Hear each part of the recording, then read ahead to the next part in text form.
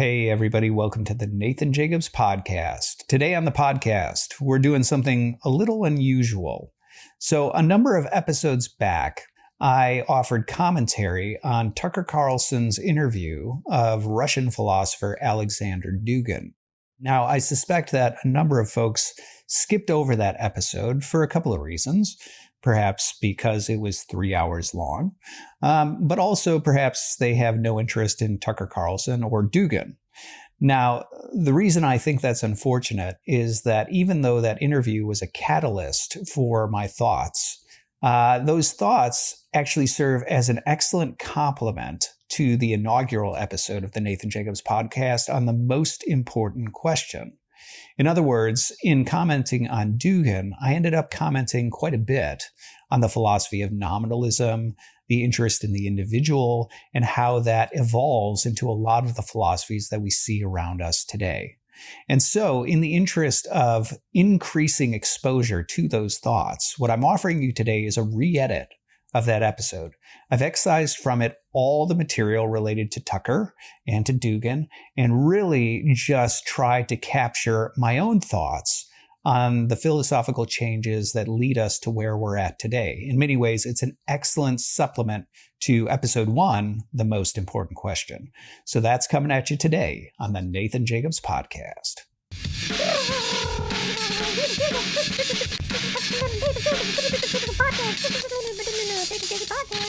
First of all, let me just, for anybody who hasn't listened to me before or who hasn't listened to The Most Important Question, episode 1, or any of the other places where I talk about realism, let me just quick take an aside and talk about what that is, right? This realism-nominalism divide.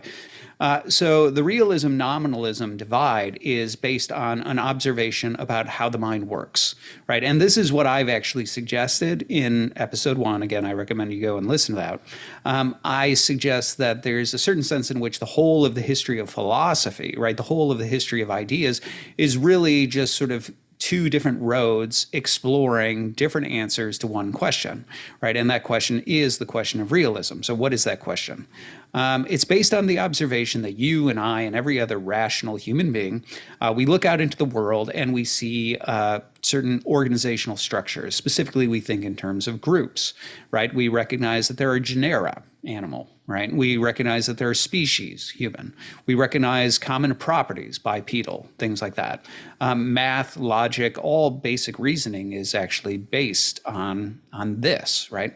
And so the big question, right, the question of realism is, why does the mind do that, right? Does the mind do that because those structures are actually out there? Like the world actually is structured in those ways, that the mind is in some ways abstracting, identifying, pulling out of the world certain features that are real, right? That the world really does have these group structures to it. If you answer yes, that's the way the world is, and so that's why the mind thinks in that way. It's not inventing these things, it's identifying them, right? It's seeing them out there in the world, it's abstracting them out of reality itself. Then you are a realist, because you're saying those structures are real, right? Now, the contrast is if you say, well, no, out there, outside of the mind, those aren't real, right? Groups aren't a real thing. Everything is just its own special little snowflake, right? Everything just is individual, idiosyncratic matter floating about chaotically, bumping into each other. Yes, it sort of clusters together, and the mind invents groups to organize it, right? The mind needs some sort of organizational structure for interpreting the world. And so the mind comes up with groups, right? It starts to invent, right, these groups like animal. It starts to invent groups like human. It starts to invent commonalities like bipedal. But those are mental inventions, right? They're mental fictions. Outside of the mind, those aren't real, right? So those are just names, and this is where we get nominalism from the Latin nomen, name, right? These are just names that the mind comes up with and imposes on the world.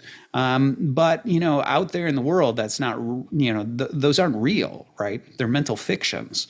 It's just a sort of mental structure that we impose on the world. Now, if you say that, you're a nominalist, right? So this is the realist-nominalist divide. The question being, are these structures real? If so, realist. Or are they mental fictions and the mind invents them and imposes them on the world? Nominalist. So now you can understand why, if you embrace nominalism instead of realism, that you would be bound toward a philosophy of the individual, let's say. Why? Well, because notice that realism is the philosophy that presumes that groups are somehow real, right? That when I identify the genera animal, right? Identify the species human, these being philosophical genera species, not the scientific categorization.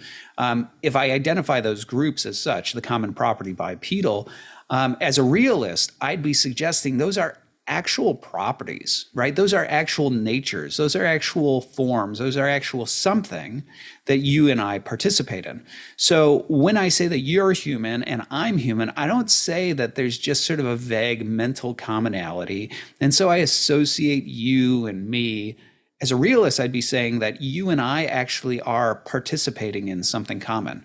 There is such a thing as human, right? There is such a thing as the generic nature, right? Humanity, right? And that in some ways, whatever that means, whether I'm Plato and I think there's some form in another world, or I'm Aristotle and I think that form is present within the material, your material, my material, or some other hybrid version like in Neoplatonism or Christianity, whatever the version is, however I explain that, in some sense, I think human, the group, the nature, the essence is real, right? And I think that you participate in it. And I think that I participate in it. So you and I are actually in some ways united, right? We share a common nature. It's not just that in a textbook, somebody might give us a common name and suggest that we should be grouped or categorized together. No, it's that you and I actually participate in something called human. Right? Humanity is something that you have and I have, or that you participate in and I participate in. There's an actual unity there.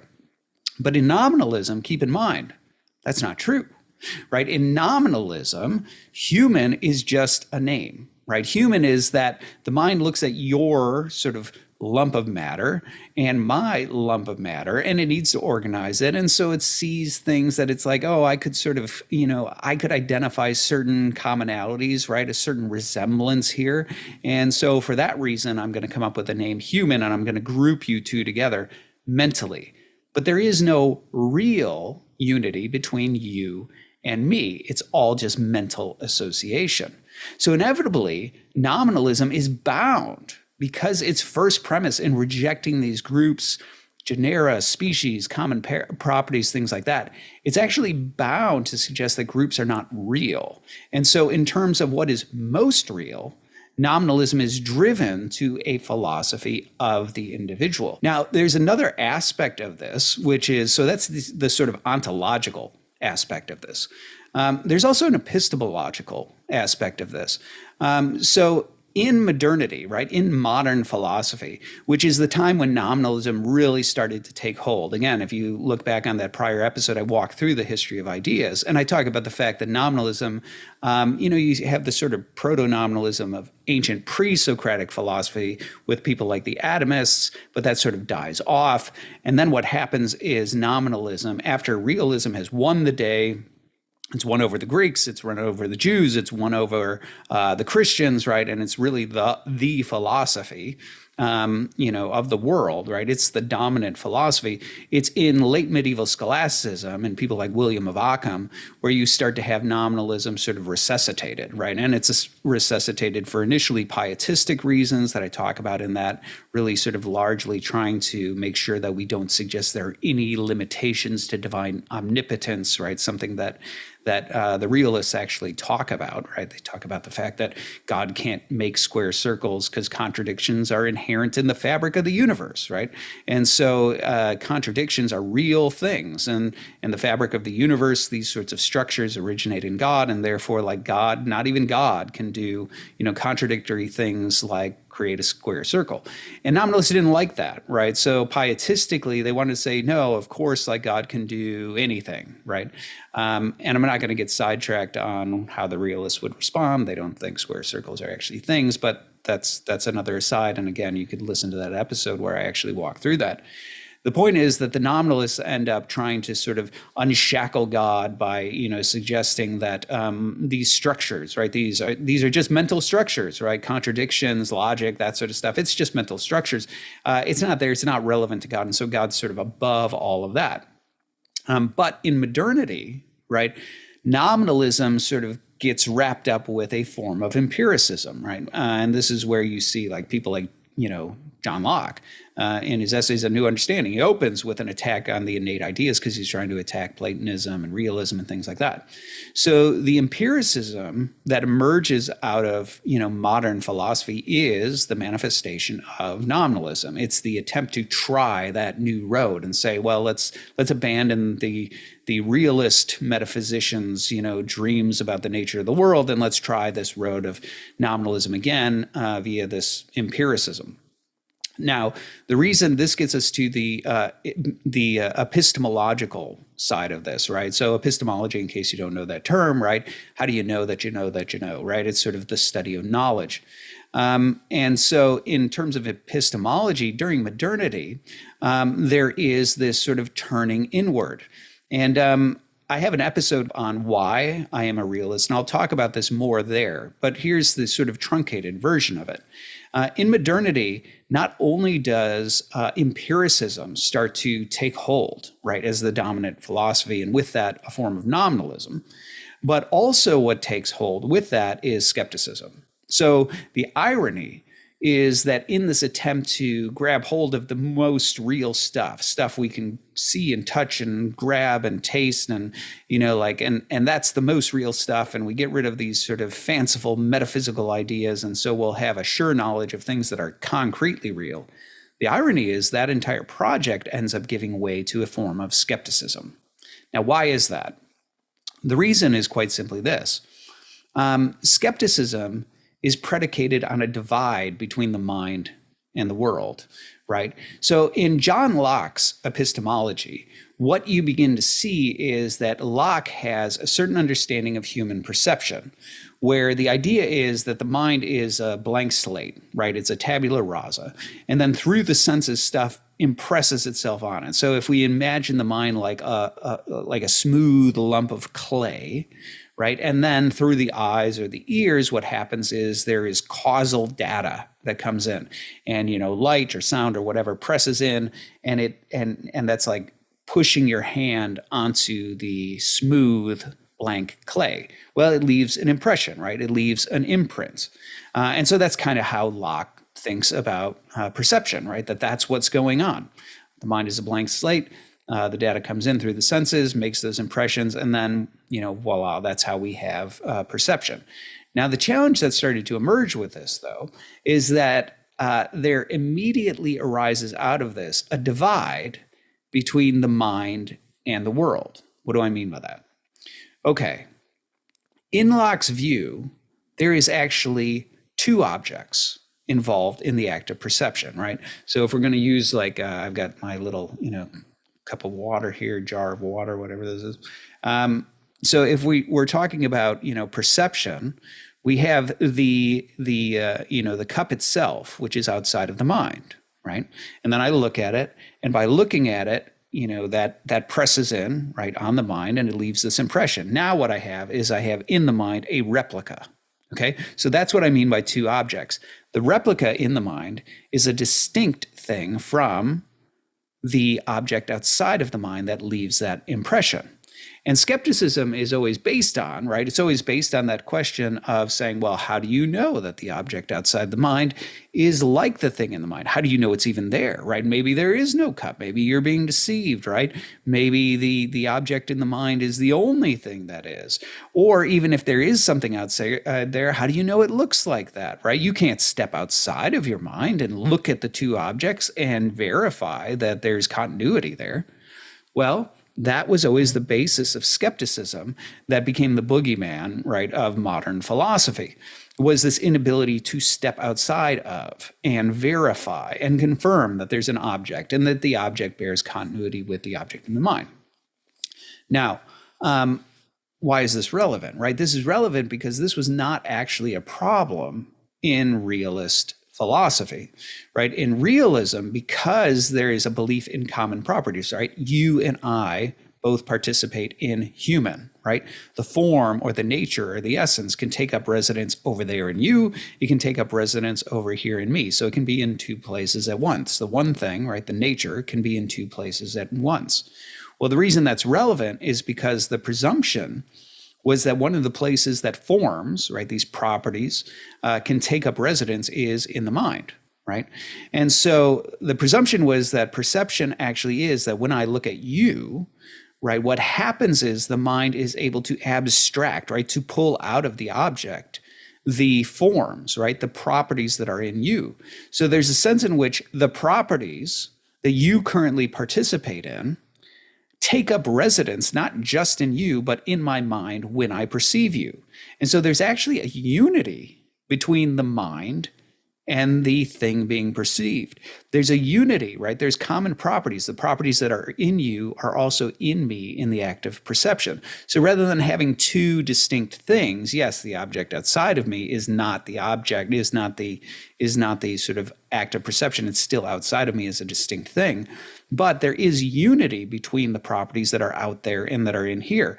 Far from the mind being isolated from the world, insulated from the world, unable to get out of itself and look at the world, it actually takes in the world in a true sense. It is participating. Perception actually is an act of participation in the things that are being perceived. And so you didn't have that discontinuity problem. Perception was a mode of participation in reality. But once you have empiricism and nominalism, you no longer have common properties, then you get an extreme instance of skepticism. Because basically what you have is the mind is now turned inward. It's collapsed in on itself. All it has access to is itself. And we kind of hope that the stuff inside of the mind, right, the stuff inside here is somehow in keeping with the stuff outside there, but, we can't really verify that. And so all of a sudden, there's this radical individualism that says not only am I the only instance of me, right? I don't share a common humanity with you. That's the ontological side of it. But epistemologically, I am also highly isolated. I have access not to the world, but only to my own mind. And even though there were attempts to sort of solve this problem, very few of them offered any sort of way out of this. And so epistemologically, nominalism also has a tendency to thrust not just the ontology, right, that I'm an individual, but even perception and thought, make it radically individual, the mind being sort of trapped within itself, having only its own sensations and thoughts and structures like that. I wouldn't want to suggest that nominalism alone is the basis for what starts to emerge.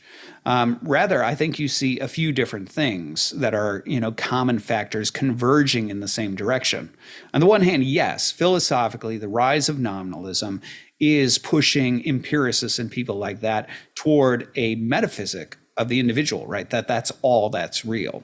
There is that. Epistemologically, right, the problems of skepticism and the elevation of the mind in sort of whether we're talking about the Lockean sense where it's sort of turned inward on itself, or even later solutions like in people like Immanuel Kant, where philosophy really becomes an examination of the structures of mind, right? That movement inward, that sort of collapsing inward where the mind itself is almost its own sort of cage, its own cosmos, right? That's sort of insulated from the world. I think epistemologically, that's driving it forward.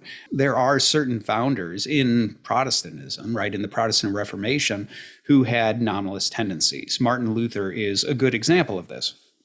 Martin Luther had such contempt for, this sort of Catholic theology that he had cast off, and with that, contempt for a lot of the scholastic metaphysics that had developed, which were inherently realist. That Martin Luther tended much more toward nominalism, right? So he had this sort of this anti sort of metaphysical bent to him. And so that's certainly true. But the fact of the matter is, very early Protestant Reformation, people like Martin Luther were not the whole of Protestant theology. Inevitably, what happened was as Protestantism started to gain traction and grow as a movement and all the rest, the Protestants had to do battle with Catholic scholastics, right? Catholic apologists, right?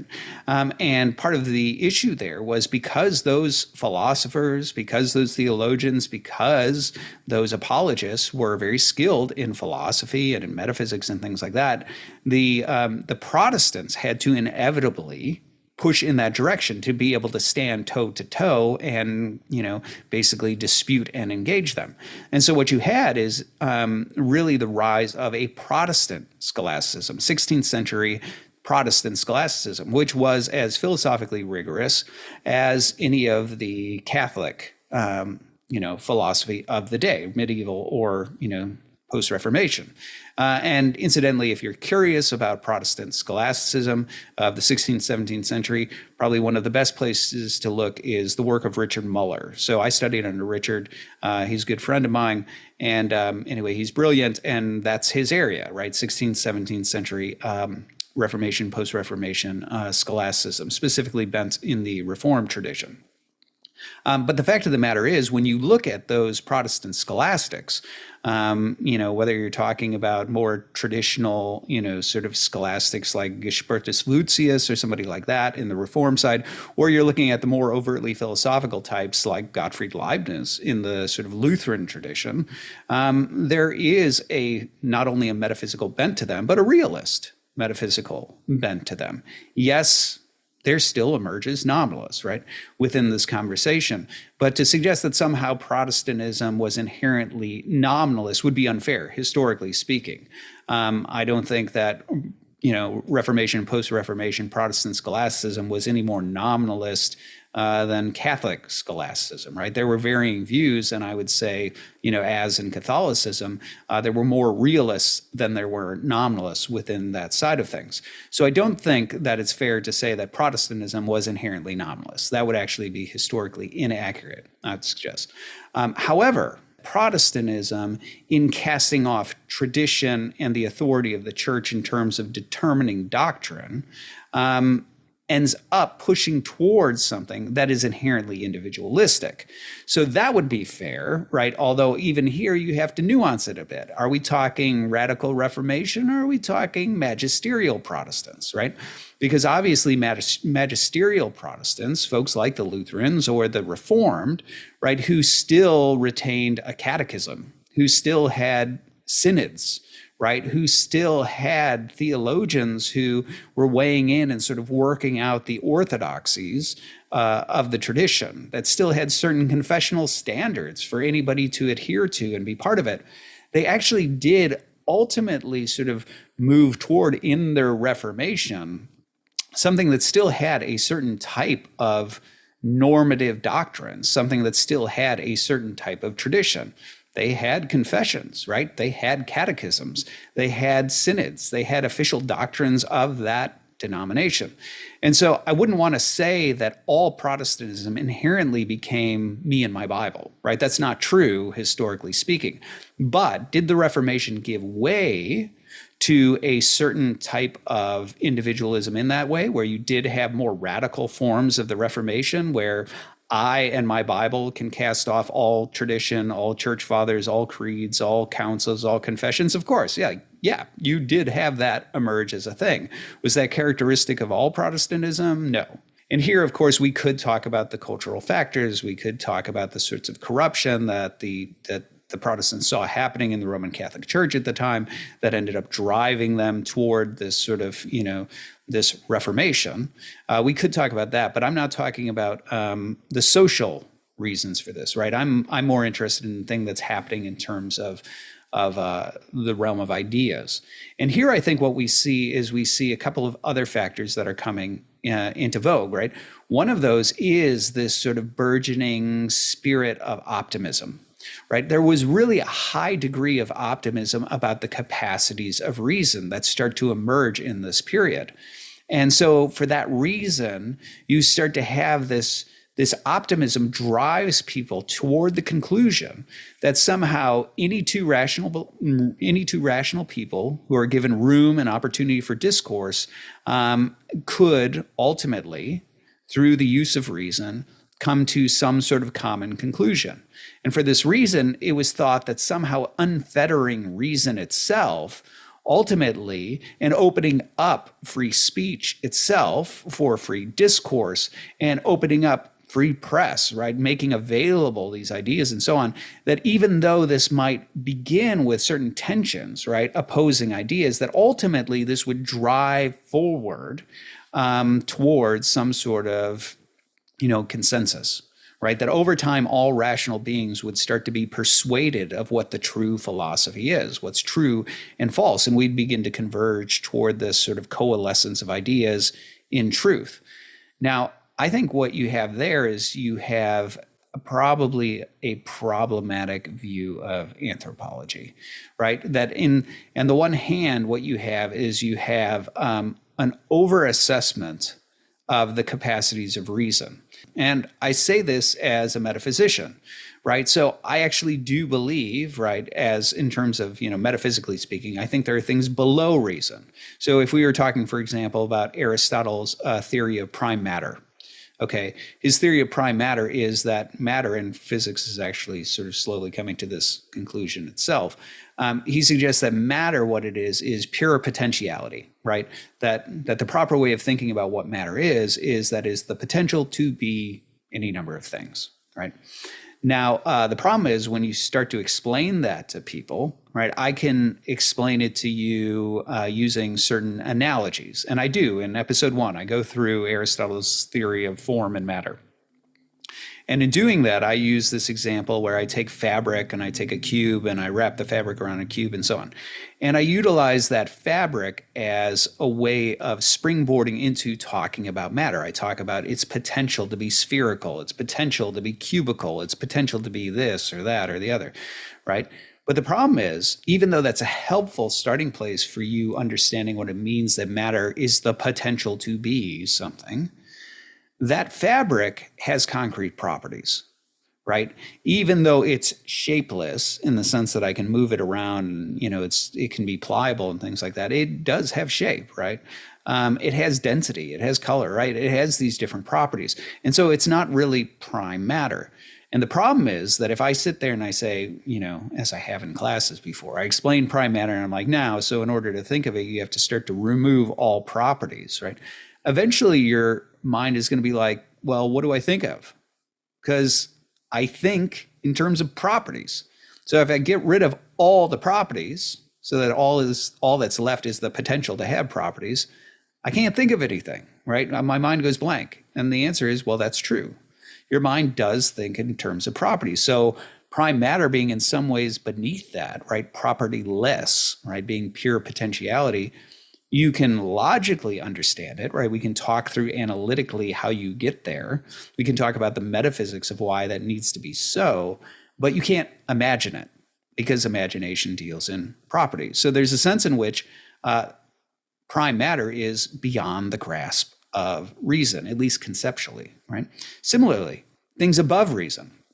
So if we think about these transcendentals, if we think about things that transcend properties, right? Let's think in terms of God. The classical, at least, Eastern patristic concept of God, and they're not the only ones who think this, but I'll use them since I'm an Eastern Orthodox Christian, is that God is somehow beyond, right, forms, right? He is hyperousios, right? So, ousia refers to, the nature of essence of the thing, and he's hyper, or, he's above, or he's a super form, right? Something like that.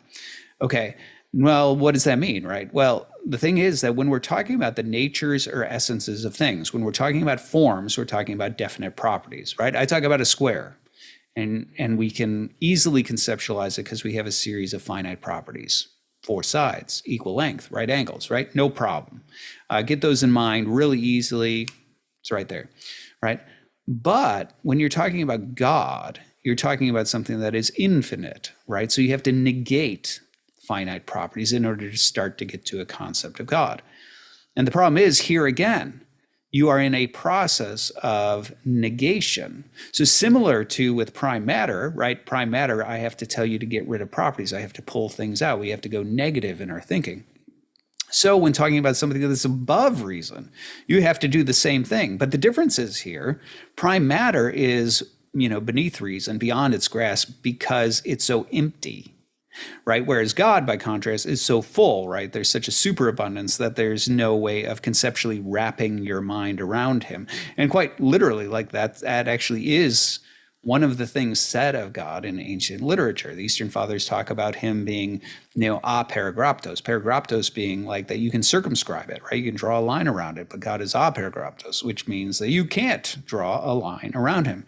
And because the mind deals in things that it can draw lines around, God is inevitably beyond the grasp of reason. So I do think, you have a couple of issues here. The one is that there are actually things that are beyond the grasp of reason, conceptually beyond it. And nonetheless, we are compelled by, rational truths and the nature of the world to believe in those things. Right. So I think that's one of the problems in sort of reducing things down to reason. I also think that in some ways what happened in modernity, and I talk about this whenever I talk about the nones, right? This being the religiously unaffiliated, N-O-N-E-S. If you've never heard of folks who have abandoned religion, who are religiously unaffiliated, they are sometimes called nones, N-O-N-E-S, as in none of the above in religion surveys. Anyway. I've done research on them. I did a documentary on them. I've done lectures on them. I've got a couple of episodes on them. The point is that one of the things that I talk about is that the religiously unaffiliated have a tendency to undervalue reason and overvalue what I call sometimes like different types of intuitions, right? They have a vague sense that there's something spiritual about the world. Right? They have a vague sense that, there is moral right and wrong, and that's important to them, right? They have a vague sense of meaning, right? They have a vague sense of their own spirituality, right? These sort of vague intuitions. And one of the things I've talked about is that I don't think that's entirely bad, right? I think it's bad to undervalue reason. I think it's bad to pursue those vague intuitions about morality or spirituality or whatever else without the guide, right? Without the rudder of reason in place. I think that's not good. But I don't think it's a bad thing to recognize that we are more than a mind, because I'm convinced that many of the things that we ought to believe, right, about morality, about spirituality, are detectable by something other than reason itself, right? That I believe that, for example, one of the reasons, let's take, for example, ethics, right? What's interesting about ethics, if you've ever looked at moral philosophy and ethics, what you begin to see is that ethics is a discipline that is engaged in reverse engineering. In other words, you and I just have basic intuitions that there are certain things that are right and wrong, right? We have that sense that there is right and wrong in the world. And what ethics does is it's trying to figure out what are the structures of that. Now, what's interesting is that ethics can't really demonstrate that there is right and wrong. The entire discipline hangs on you having that sixth sense that detects right and wrong. And you can see this if you look at the way in which moral systems are tested, right? So what'll happen is one person will propose, well, I think, let's say they're a utilitarian, right? I think that morality is really about happiness, right? And then they redefine happiness to mean pleasure, right? But that's a whole nother discussion that you can listen to the most important question and podcast about. So they say that it's related to happiness. And I think what makes something right or wrong is depending on whether it causes sort of like happiness or robs of happiness. And I think that there's really sort of a quantitative assessment of it. So the more happiness it causes, the more upright or good the decision is, the more, harm or misery that it causes, the worse the decision is, and so on. And so they start to utilize this type of calculus. And it really actually was that, early on, like people like Jeremy Bentham and others who were really advocating this. They advocated for this sort of like calculus of sensuousness, right? Like the idea that somehow we should figure out a mode of quantifying happiness and the deliverance of that so we can actually, in a scientific manner, assess the right course of action. Now, the problem is what'll happen is another ethicist will come along. Let's say they're a natural law ethicist or something like that. And they'll say, I don't think that's actually how morality works. And they'll end up giving a scenario, like where you have a bunch of different people who are important to society, right? Whatever they may be, this physician over here and, this great artist over there and whatever, all these sort of high important people who contribute to society at large. And they all have a type of deadly cancer for a different type of organ that they have, right? This one has it in their lungs, this one has it in their stomach, whatever. And then you have this poor lowly janitor who doesn't make who isn't, important to the broader culture the way those other folks are. And he's got all healthy organs. And so would it be right to go ahead and like kill him and harvest all of his organs and do organ transplants to all the more important people, because then what you have is you have less of an impact on society than losing any of those, right? Because he's just a lowly janitor, maybe doesn't even have family or anything like that. And you ultimately rescue these other folks who are important to society and make grand contributions, and so they can continue on and so on. And so if this sort of utilitarian calculus was right, then it would seem that would be the right course of action. But that's obviously wrong, right? Like we shouldn't go around killing janitors and harvesting their organs, for other more important people. That's obvious to us. And so that becomes a strike against a utilitarian ethic. Well, here's the thing. That entire thought experiment depends on the fact that you have functioning moral faculties, that you recognize like, I don't think that's right. We shouldn't go around killing janitors and harvesting their organs. Good for you, right? Your moral faculties are functioning at least somewhat properly, if that's the conclusion you came to. But the thing is, like the entire thought experiment fails if I'm talking to somebody who doesn't have functioning moral faculties. If you were some alien who doesn't have the ability to detect the moral fabric of the world, and you're like, oh yeah, that sounds good, because you're just an analytic mind, right? The analytic mind on its own can't detect the problem with that, right? And so if you just had reason, void of those moral guidances, you might well decide like, yes, analytically, that is a compelling argument. That's the right thing to do. We should go ahead, kill the janitor and harvest his organs. But the fact of the matter is, in ethics, we're actually sort of presuming that you do have properly functioning, or at least somewhat functioning, moral intuition, so that we can start to engage in these thought experiments and say, no, there seems to be something wrong with that explanation of what morality is. So whatever this thing is we're detecting, whatever this moral fabric is that's right or wrong, it can't be just based on those sorts of quantitative assessments. There has to be something else going on. And that's how ethics works, right?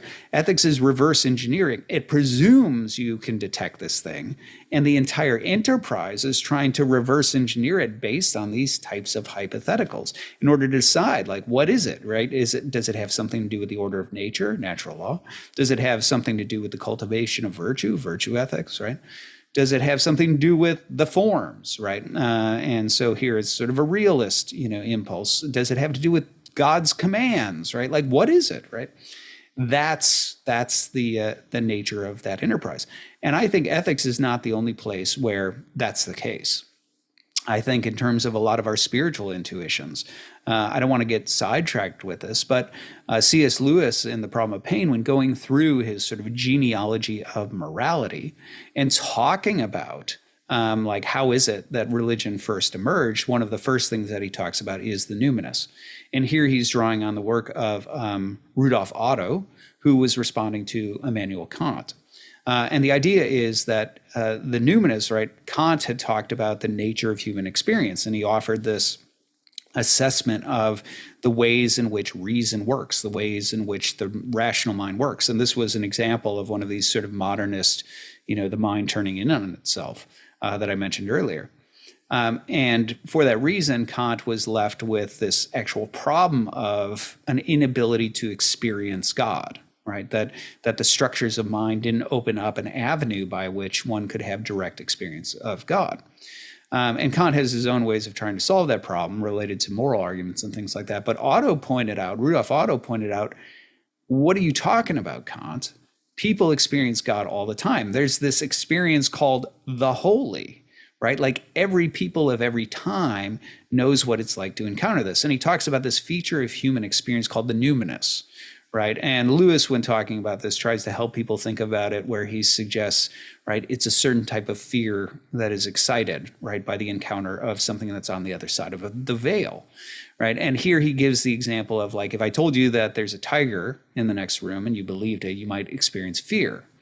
But if I told you there's a ghost in the other room and you believed it, you would also feel something called fear that we might call fear, but it'd be very different than the fear of a tiger. It'd be closer to what we call dread, right? Because unlike with a tiger, right, where the main fear, the fear is that it's dangerous, physically dangerous, no one is afraid of a ghost primarily for what a ghost might do to them, right? A person fears a ghost simply by virtue of the fact that it's a ghost, right? It's uncanny, it's dreadful. And that's where Lewis suggests you're on the fringe of the numinous, right? This sort of encounter with that which is on the other side of the veil. And the fact of the matter is, I'm convinced this is a universal human experience. Everybody knows what this is like. I like to say that everyone believes in ghosts, even the hard-bitten atheist who says he doesn't, because if you lock him in an abandoned insane asylum in the middle of the night, he's going to experience fear, and that's not because he thinks a dangerous hobo lives there. So now he may try to rationalize it away. He may try to suppress it, try to explain it as a evolutionary, byproduct of this or that or the other. But the fact of the matter is he knows what that feeling is. And so just like morality, I think there are aspects of our spiritual nature that detect certain things, through that sense of the numinous. So I don't think the human experience is reducible to mere analysis of reason or the five senses. I think there are other things that are there in our experience for good reason, right? Just as our eyes are there to tell us true things about the world, so our moral intuitions are there to tell us true things about the world. So the sense of the numinous is there to tell us true things about the world. And I think the problem is that just like in my alien analogy, right, where, the alien who's mere, sort of a analytic mind without a sense of moral intuitions might be persuaded by a utilitarian case to harvest the janitor's organs, I think he would be wrong. And he'd be wrong because he's missing important features of the world by lacking those moral intuitions. So those different intuitions we have about the world being a spiritual place, about the world being a moral place, are important features, right? Those are important ways of grasping true things about the world, that if you merely reduce it down to analysis, right? The senses and the analysis of reason, which was part of the entire sort of modernist project, you start to get a truncated and distorted picture of the world precisely because you're missing certain things. So that's where I would say that there was an over-assessment, right? An extreme optimism of the capacities of reason. And in the process, in elevating reason, there was a missing of other very important aspects of the human person. The other thing I would say is that there's a sort of ironically naive anthropology here. Now, it's kind of funny, right? Because in Protestant circles, the anthropology that became notorious was total depravity, right? Which is a very pessimistic view of human nature. And I can't help but wonder if there was a bit of a blind spot in some of the reformers here as a result of this, but we can sort of, I don't want to get sidetracked with that. I could see ways of responding. But definitely within modernity itself, a lot of the philosophers did tend to think of the mind as, in some ways, this pure instrument that could engage in analysis and could drive us forward to truth. And where I would say there's something naive here, and there were plenty of, like naive anthropologies in the ancient world. Some were not so naive, like Thomas Hobbes, where like the state of nature is war, right? And everybody is just sort of like, animalistic and, groping for power and control and things like that. But some of them were, right? You have certain moralists like Rousseau who have a very sort of utopian-like view of humanity off in nature, being, loving and kind toward each other and so on. And then obviously within Protestantism, you had this sort of this heavy bent toward total depravity, the idea that the human person was not capable of doing anything that was truly pure and pleasing to God and meritorious unto salvation. But the fact of the matter is that despite these sort of varied anthropologies, the optimism about reason did seem to lend itself toward one of these naive aspects of the assessment of anthropology. Because the fact of the matter is that you and I, as much as we might try to be, objective in the way we assess things, the fact of the matter is that we have biases, right? And this is something that, we've become deeply aware of in contemporary culture, that we have certain bents, right? There are things that we want to be true. And so we have confirmation bias, right? Where it's like, oh, we like that answer because that fits what I want to be true. We also have a certain herd instinct, right? So certain sociologists like Peter Berger have talked about this, where because we are animals that sort of operate in groups, there's something threatening about the individual, about you as an individual going out on a limb to believe something that's contrary to what the majority thinks. And so there actually is, rather demonstrably, a disposition to either hide, suppress, or even abandon certain beliefs if we discover that the majority doesn't agree. All those sorts of things are actually pre-rational or even anti-rational. And then if you add to this any sort of notion, Christian notion of the fall, where the idea is that what you have is you have your animal passions, right? The idea of this being the way that the anthropology of early Christianity thought was that you are a rational spirit and you have an animal nature, right? And your lower animal nature has passions, right? These are not inherently evil; they're just animal, right? I like to say, animals, they eat, sleep, and screw. That's what animals do. So we have those same impulses. And because we have those impulses, right, those tend to rise up and cloud our judgment. And this is the sort of thing that St. Paul talks about, where he talks about like, I know the thing that's right, or wrong, right? This is what he talks about in the 7th chapter of his his letter to the Romans, where he talks about, I know the things I ought to do, and then I do them anyway, right? And I'm like, why did I do that? I'm paraphrasing, of course, what Paul actually says, but he goes through this sort of moral struggle. And in there, he's clearly talking about the struggle between the rational mind. In Romans 7, he's not yet talking about the Spirit of God because he doesn't use the term Spirit of God. He doesn't use that until Romans 8. And in Romans 7:27, he actually uses pneuma, spirit, interchangeably with nous, indicating that it's the mind. He's not talking about God. He's talking about your rational mind. Okay, so he's talking about that, the struggle between the rational mind and the passions, right? The flesh, right? Sarx is what he talks about.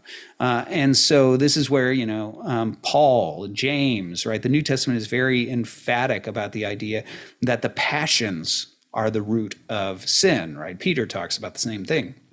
Right, the corruption that has come upon the world due to lust, right, is what he talks about. So the idea being that these animal impulses that rise up, right, these passions that perceive something that is desirable and want it, right, or they perceive something that's threatening and they recoil, those are pre-volitional animal impulses. And the fact of the matter is they have sway over the mind.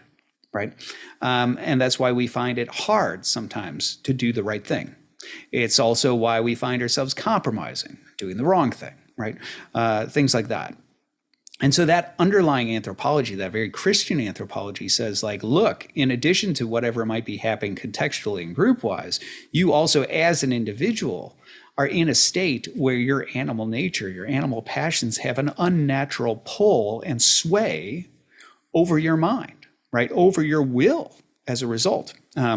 They incline you toward certain things that you ought not be inclined toward and pull you away from things you should incline toward, right? So once you take all of these things, into view, right, I think you start to get a more fully orbed anthropology. You start to realize that there are pre-volitional, pre-rational passions that assail your mind and have sway. You start to realize that as an animal, right, one of those passions is your context, the fact that you are a social animal who makes an assessment of, what is safe and what is unsafe. And that has sway over whether or not you're inclined to believe a belief or not, as per, Peter Berger.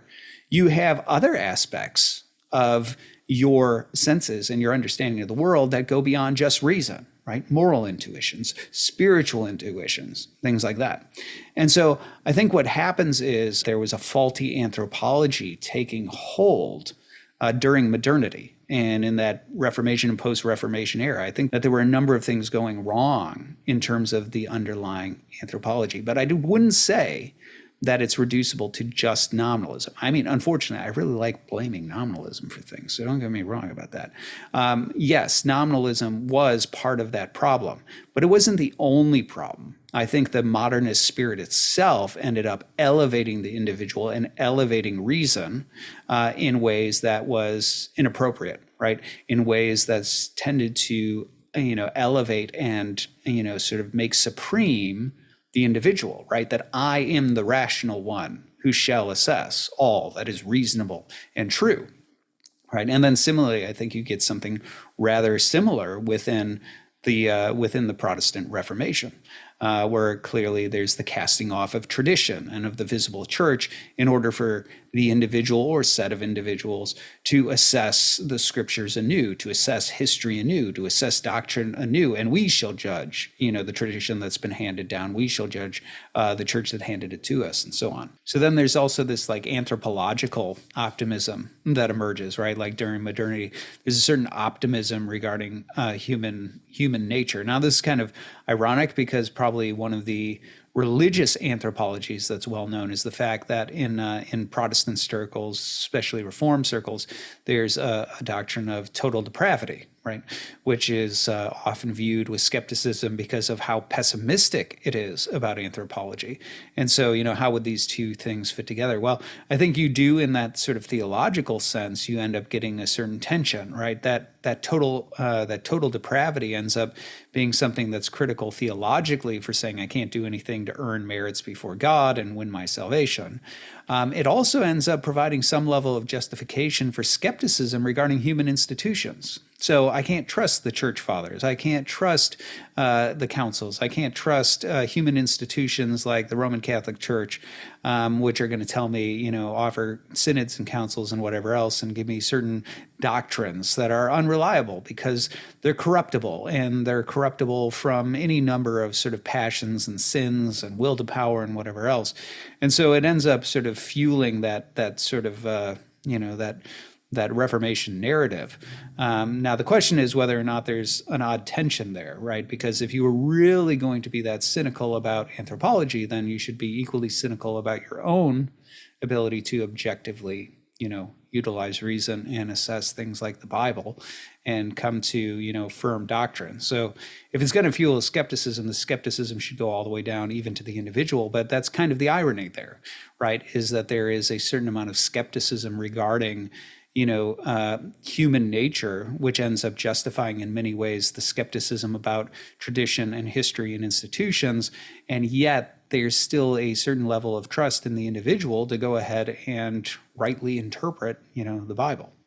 Anyway, but putting aside the specifically theological anthropology, the modern anthropology is certainly optimistic in many ways, especially regarding the deliverances of reason. But there is a certain burgeoning set of things that are happening in the world at that point, right, at that pivotal point, that give rise to a turn to the individual and away from the group.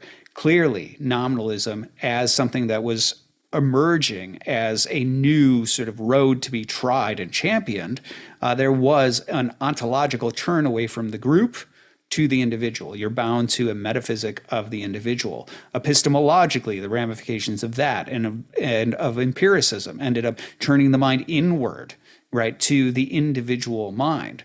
Religiously, with Protestantism, you started to have this turn toward the individual, away from tradition, away from the fathers, away from the councils, to the individual who shall assess them. And then with the Enlightenment itself, right, there's clearly this elevation of reason itself, right, where reason will lead us home. And it's not just reason sort of in a group sense, it's my individual reason that if I'm going to be a rational individual, what is enlightenment? That I shall use my reason to judge all the things, and reason shall lead us home.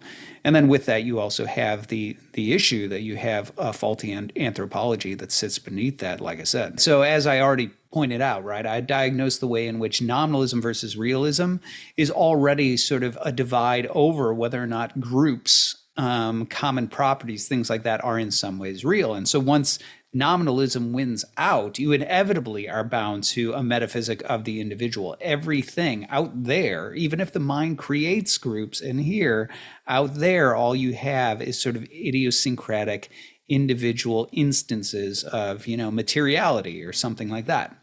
And so inevitably, nominalism drives you to an ontology where all that is real is individuals, and groups are just sort of constructions, right? Social or mental constructions. In addition, as I pointed out, epistemologically, the fact that nominalism has an empiricist bent to it, where it starts to say, well, the only the abstract stuff, about relations or about properties or commonalities, those are mental fictions. The real stuff is the concrete stuff we can grab. It inevitably starts to push you toward a form of empiricism. And with that empiricism starts to turn in on itself, right? So as we talked about the epistemological side of nominalism, the epistemological side of that empiricism is that the mind is sort of becomes isolated, right? Because there's the world out there, but all I have access to are the copies in here. And so there's this sort of turning in on itself that happens with reason, where the individual is sort of cut off from the world as such and only left with the experiences of the mind. And then also I talked about the religious dimensions of this, right?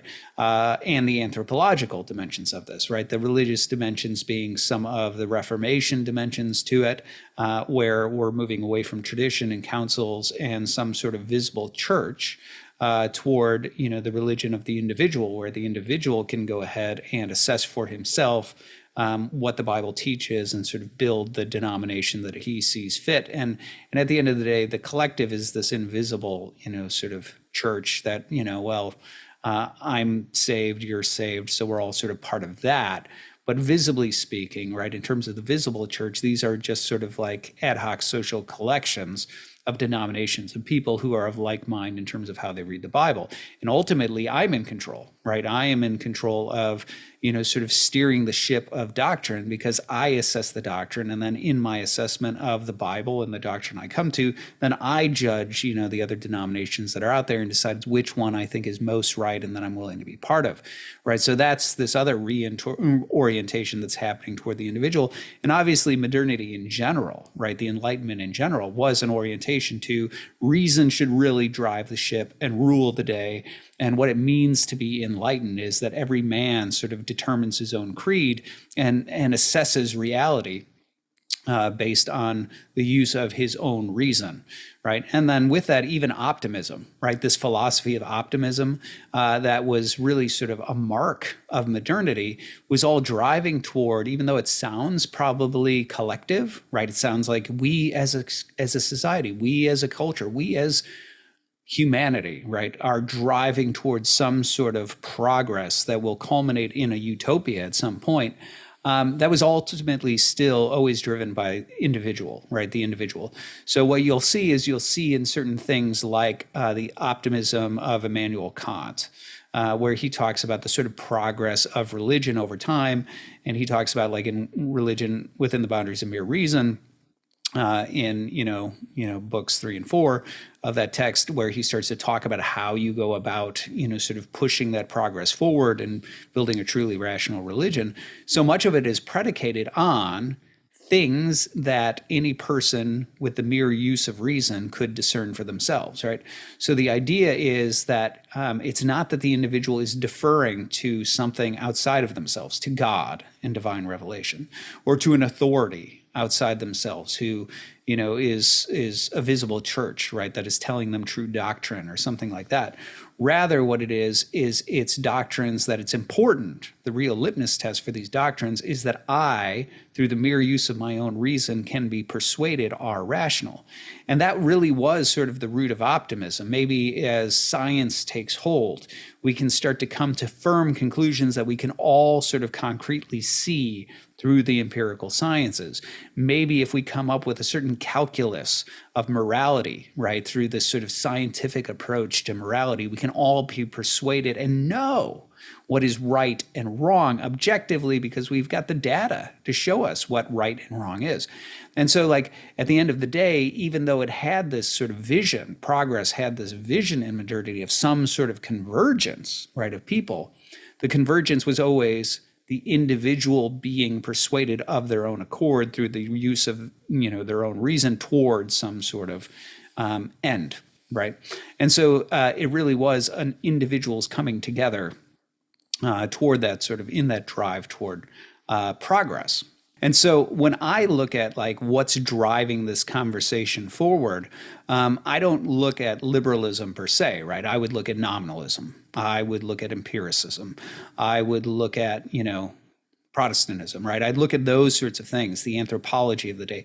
Those sorts of things are the premises that are sort of setting the table for this and driving this project forward. I think it's being driven forward by a certain metaphysic of the individual, nominalism. I think it's being driven forward by a certain epistemology that turns itself inward because of empiricism. I think it's being driven by a certain faulty anthropology. I think it's being driven by a disposition of an elevation of reason, which is an extension of that anthropology, that's reflected in the Enlightenment. And I think, Protestantism is sort of the religious version, extension of that type of disposition, right? The elevation of the individual. So I think all of those things are sort of driving the project forward.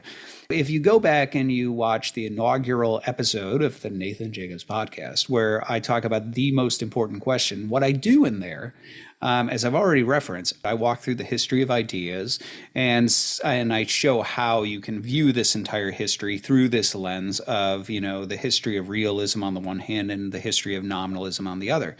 And as I point out in there, modernity in many ways is the nominalist project, right?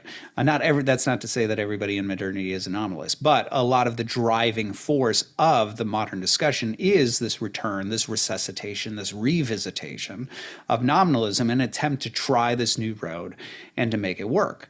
So I've already explained why nominalism forces you toward a metaphysic of the individual. I explained why empiricism forces the mind inward and sort of creates the skepticism that ends up turning the mind in on itself.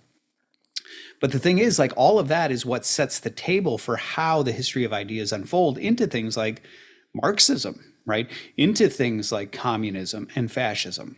So what is it about that project that ends up driving us there? Well, the fact of the matter is that once, the nominalist empiricist project ends up giving way to skepticism for reasons we've already talked about, right? Like the isolation between the impressions of mind and the world itself that gives rise to skepticism, there starts to emerge, new systems of thought which are trying to grapple with this epistemological problem. And what most of them do is, because the mind has been turned in on itself, they end up becoming these new sort of philosophies of mind that really sort of center on mind itself. And this is the various forms of idealism, subjective and objective idealism. So on the one hand, you have idealists like Bishop Berkeley, who suggests, well, maybe all we have are minds and ideas, and we just get rid of that external world that creates all those problems. That's one way that, an idealist like Berkeley tries to deal with it. Then you have other folks like Immanuel Kant, who's like, well, no, I don't think we can get rid of this idea that there's actually stuff out there. But what if philosophy, we just sort of accept that there's a difference, right? This is Kant's noumena phenomena divide. There's stuff out there that might be one way, and we don't really know how it is. But what we have access to is how the mind processes it. And so this is turn to the subject, where what happens is that philosophy is all about examining the structures of mind and how it works. And so philosophy kind of becomes a form of psychology, where really we're, sort of examining, well, this is what the mind does. This is how it processes things. This stuff is inevitable. We can have rational beliefs, right, regarding freedom or God, that sort of are derived from that, because if reason is reliable, we sort of need those things to stabilize it and so on. But Kant's not really necessarily telling you the way things are per se, right? It's all about, in here. And then what you have is on the heels of that, you have this effort to introduce what's called objective idealism. So there's people like G.W.F. Hegel or F.W.J. Schelling, right? People who basically were like, no. Like, yes, on the one hand, we can say what Kant said, right? We can talk about the structures of mind, and we can talk about ideas, and we can talk about that sort of subjective psychological aspect of things. But we can't But we've got to be reconciled to this stuff, right? Like, we can't get rid of it like Berkeley, and we can't just sit here and ignore it and make ourselves this isolated, insulated mind. I want to be connected to you in some way. And so Hegel tries something that's kind of reminiscent of a lot of older philosophies, like pantheism, right? Certain realist solutions where there is an ontological connection between me, the perceiver, and the perceived. How Hegel does that is he suggests, well, maybe the mind, my mind and your mind, is all united by a common, larger, generic mind, capital M, which is God, right? And this is sort of Hegel's solution, where pantheism, we can suggest that, the world and its development and its structures and all that are derived from God, very much the way the Stoics had suggested that. And that you and I are both, sort of instantiations of that common divine mind. So we're not isolated one from another. We're unified with one another. And maybe all of the progress and things like that, really, this is just God slowly coming to self-awareness in you and in me, right? His God is not an omniscient, omnipotent sort of being of classical philosophy. Rather, he suggests that, consciousness is something that emerges out of finitude, right? That I need to have a self-aware sort of distinction between myself and something that is not myself in order to have any sort of awareness and consciousness. So that happens in me, it happens in you. And then as we dialogue with each other and as things unfold in history, we start to make advances forward. And in making those advances forward, we start to come to deeper understanding. And Hegel suggests, well, that's just God, right? That whole history of ideas is just God slowly coming to self-awareness, coming to better understanding of himself. And the thing that I find most hilarious is that if that's true, then the ramification is that God came to self-understanding during Hegel's lectures on philosophy of religion, which, hey, if you're going to make a claim, go big or go home. I guess that's that's one heck of a claim. God himself came to self-understanding during my lecture. Anyway, the point of that is to say that Hegel is really trying to figure out a way to solve what has gone wrong in modern philosophy because of this entire, sort of nominalist empiricist project. And what happens is, because the spirit of the age, being what it was not really open to such. I mean, on the one hand, Hegel was a rock star. People loved him. They loved, the deliverances of this. It had such explanatory force in the sense that you could go back and look at history and look all the ways things dialectically evolved in music or in art or in politics. Like, people loved Hegel, right? Like, it was a brilliant system. But inevitably, that sort of empiricist, rationalist, individualist sort of spirit of the age that was there in the modern project ultimately took hold, such that there was a certain cynicism regarding the more metaphysical side of Hegel that had gone out of fashion, right? And so this entire sort of driving, impulse in the sort of empiricist, nominalist, individualist direction ultimately did end up attacking Hegel. And this is where you get what's called leftist Hegelians. And so the leftist Hegelians, they liked the explanatory power of Hegel. They liked that you could sit there and look at all of history and say, hey, look at the ways in which things are evolving and making progress. And, there's this dialectic thesis, antithesis, synthesis that advances things forward and so on. They liked all that, right? Explanatory force. But people like Feuerbach, who were atheists, right? They ultimately were like, I don't think we need the God part in order to use that. And so this is where that sort of like empiricist, nominalist, skeptical, leaning atheist, and I will say this as an aside, nominalism, even though it was first espoused by theists, and even though early nominalists like Locke were theists, nominalism always had a dicey relationship with God. That was actually part of the worry early on in late medieval scholasticism when people like Occam forwarded it, because part of the proofs, right? In fact, all of the proofs for the existence of God that were dominant in the medieval period, whether you're talking about the argument from teleology or the argument from contingency or the ontological argument, the cosmological argument, all of those were realist in nature. So if you got rid of realism, right, and you embrace nominalism, you immediately undermined all those proofs that were there for the existence of God.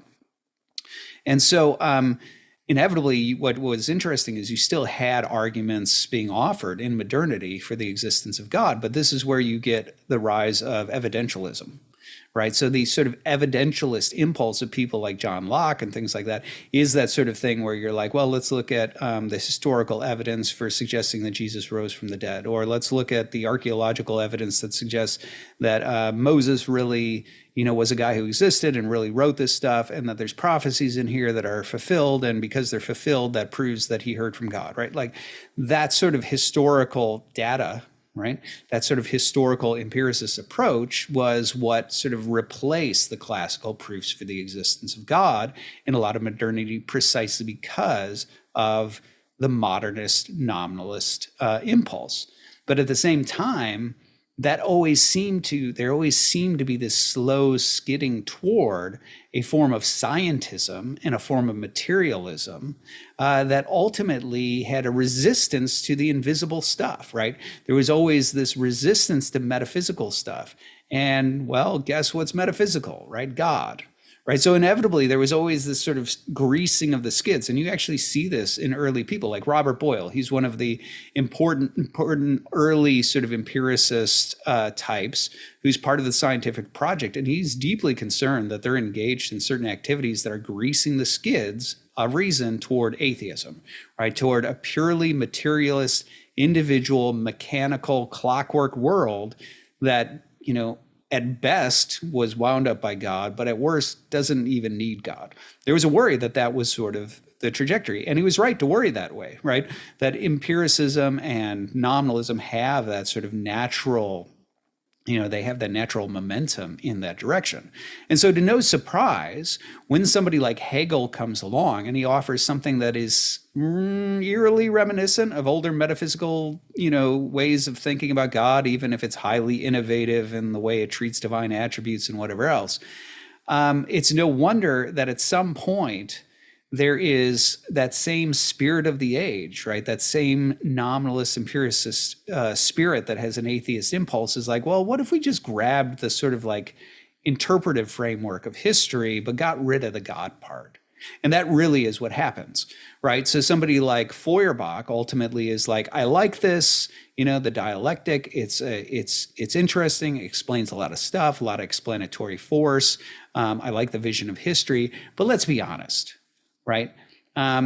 It's true, Hegel, that a bunch of minds are interacting. It's true, Hegel, that they're moving forward and driving us in a progressive manner. All that sort of stuff you said is true, but let's get rid of this one fiction that you've got underneath it, that there's some sort of God underneath it who is the mind that unifies my mind and your mind. Let's just admit, Hegel, that what you're really doing is that this whole doctrine of God is just anthropomorphism. It's just a bunch of us taking the human mind and amplifying it up and saying like God must just be a really, really, really, really big man, right? Something like that. And so Feuerbach sort of skeptically kicks out the God part. And that really is the mark of leftist Hegelianism, where they're like, I think Hegel is onto something in terms of how he sees the mechanisms, the gears of history working, but we don't need this God thing. Right? Like it all functions without that. And so you see that initially in Feuerbach, who is like, the God part's just, anthropomorphism. It's just us amplifying ourselves, right? Which incidentally, Feuerbach's not the first person to argue that, right? Xenophanes and the pre-Socratics argue that. But anyway, but what you see is you then see this rise of leftist Hegelians who are like, let's take the system, right? Let's take the Hegelian system, but get rid of all the metaphysical stuff, all the God stuff, and just acknowledge that what it is a nice schematic for how history works and for how humanity works. And that's where you get, drum roll, right? Karl Marx. So Karl Marx is one of the leftist Hegelians who emerges out of this. Now, what's interesting is the reason I said it doesn't just give rise to like communism, it also gives rise to fascism, is because you can see the alternative interpretation that emerges, right? What you see is in terms of the dialectic and the unfolding of history, you also have emerge Nietzsche, right? And so Nietzsche too is sort of recognizing like, look, let's acknowledge that there's a certain momentum to history, right? Let's acknowledge that there's a certain progression, that the people who are looking at these big sort of histories of how the world unfolds, that there is something to that, to this give and take, this dialectic, thesis, antithesis, synthesis. That's hard to say. Thesis, antithesis, synthesis. Okay. Anyway, he's basically, Nietzsche is acknowledging like, let's acknowledge the tug of war that sort of goes on throughout history and the sort of trends that are being identified here.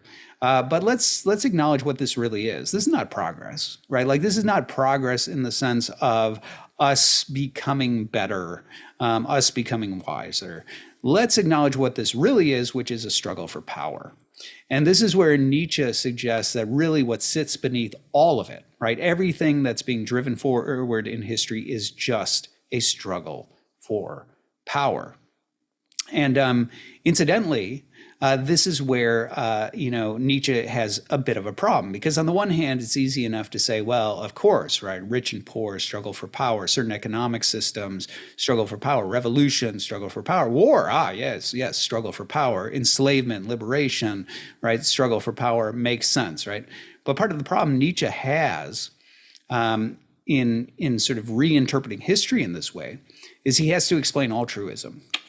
So you run into this problem that it's like, well, okay, fine, struggle for power. But how do you explain like Judeo-Christianity, right? Where what you have is you actually have, especially in Christianity, especially in the person of Christ, right?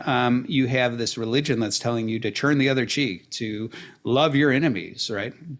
And to do good to those who persecute you and all that sort of stuff. How do you interpret that, Nietzsche? And Nietzsche really did hate Christianity, incidentally. But Nietzsche ends up offering a rather interesting and very relevant interpretation of this type of morality. Nietzsche suggests there's no such thing as true altruism. And his proof is to say, like, look, you want to know what Christianity is really like? Look at the doctrine of hell. Right? Because basically what you can see is, those Christians, they talk a good game about like, loving my enemy, not judging, doing good to my, my neighbor, loving my neighbor and all this sort of stuff. But they're holding out. They are holding out for a time when they can finally see their enemies be cooked alive and revel in it. And that's what they really think deep down. I won't get sidetracked on the doctrine of hell. Obviously, I do think Nietzsche is wrong about that. But nonetheless, that's how he tries to interpret it.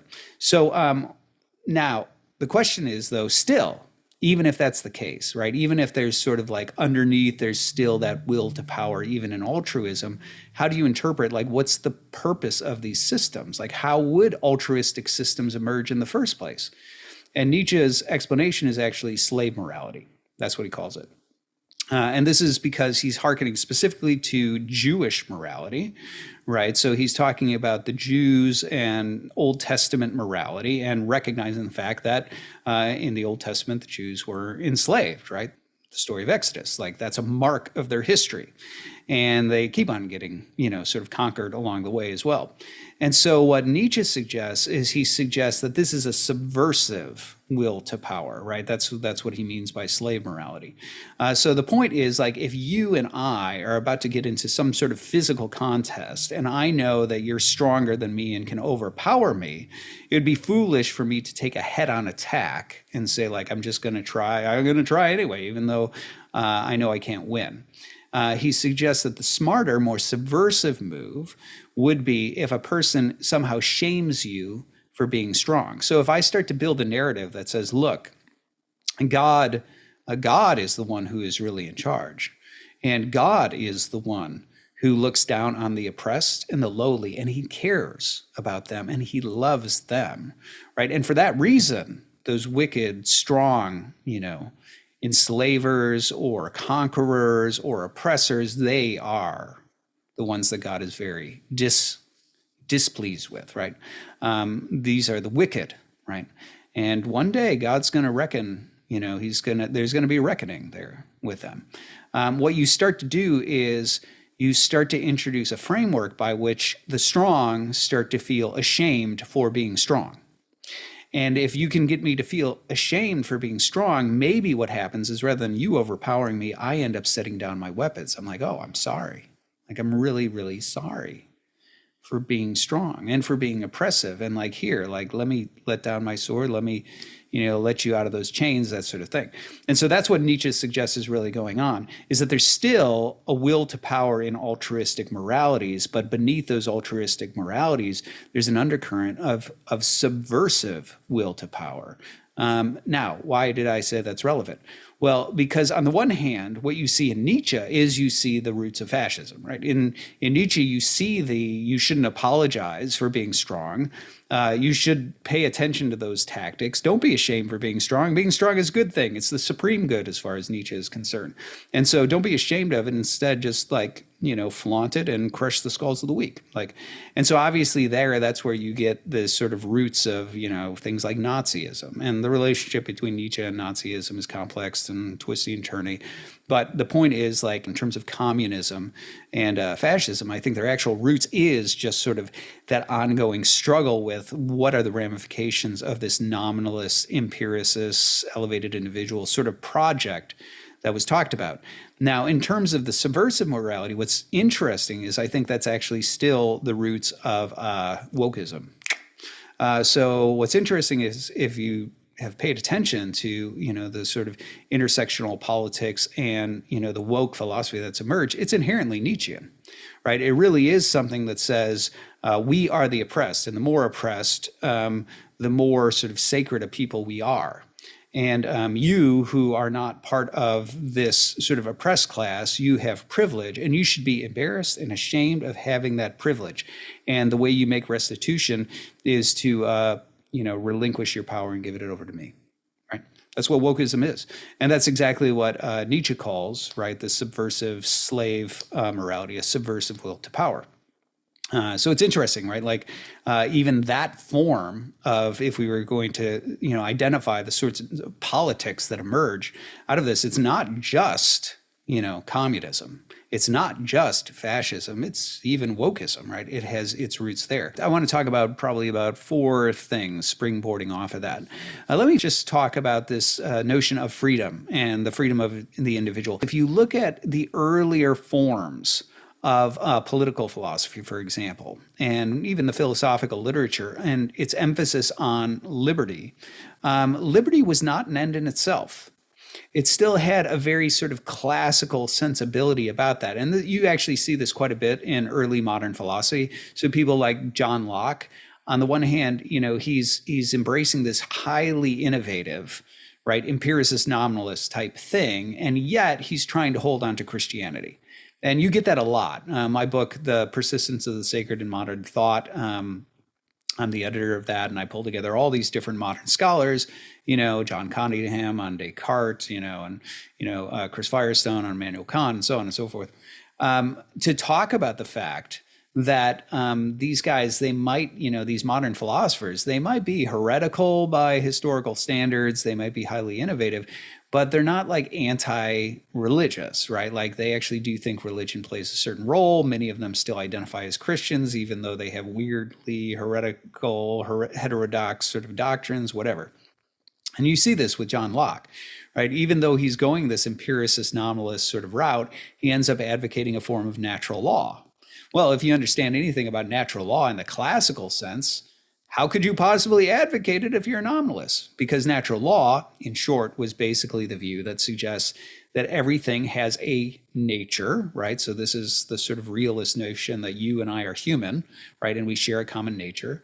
And it presumed that that formal cause, right? That's what you are, you're human, that's your formal cause, entails a certain final cause, right? A proper end or use. So for example, the eye being what it is, its formal cause is eye, its final cause is to see. So anything that does violence to the eye such that it hinders its ability to see, like scratching it or something like that, is in some ways an evil to the eye. And so natural law just presumed that you can examine the nature of the world, look at the nature of things, and from the nature of things, determine what their proper and improper use is. And that gives you an insight into the moral structures of the universe. Well, the problem is, well, what happens if you get rid of formal and final cause? Because you're a nominalist, right? You don't believe in innate natures and things like that. And so that's where like John Locke tries to develop kind of a consequentialist natural law, where the outcomes are sort of evidently bad and things like that. But so this is one of the things that you see a lot in early modernity, where they're trying to hold on to certain things from the past, but like sort of jerry-rig them to make sure that they kind of work with like the new philosophy. And so what's interesting is the early emphasis on liberty was not seeing liberty as an end in itself. Like, keep in mind that as a realist, right, I think liberty in the sense of, free choice, self-determination, and the freedom to self-determine is important, right? So I would advocate it.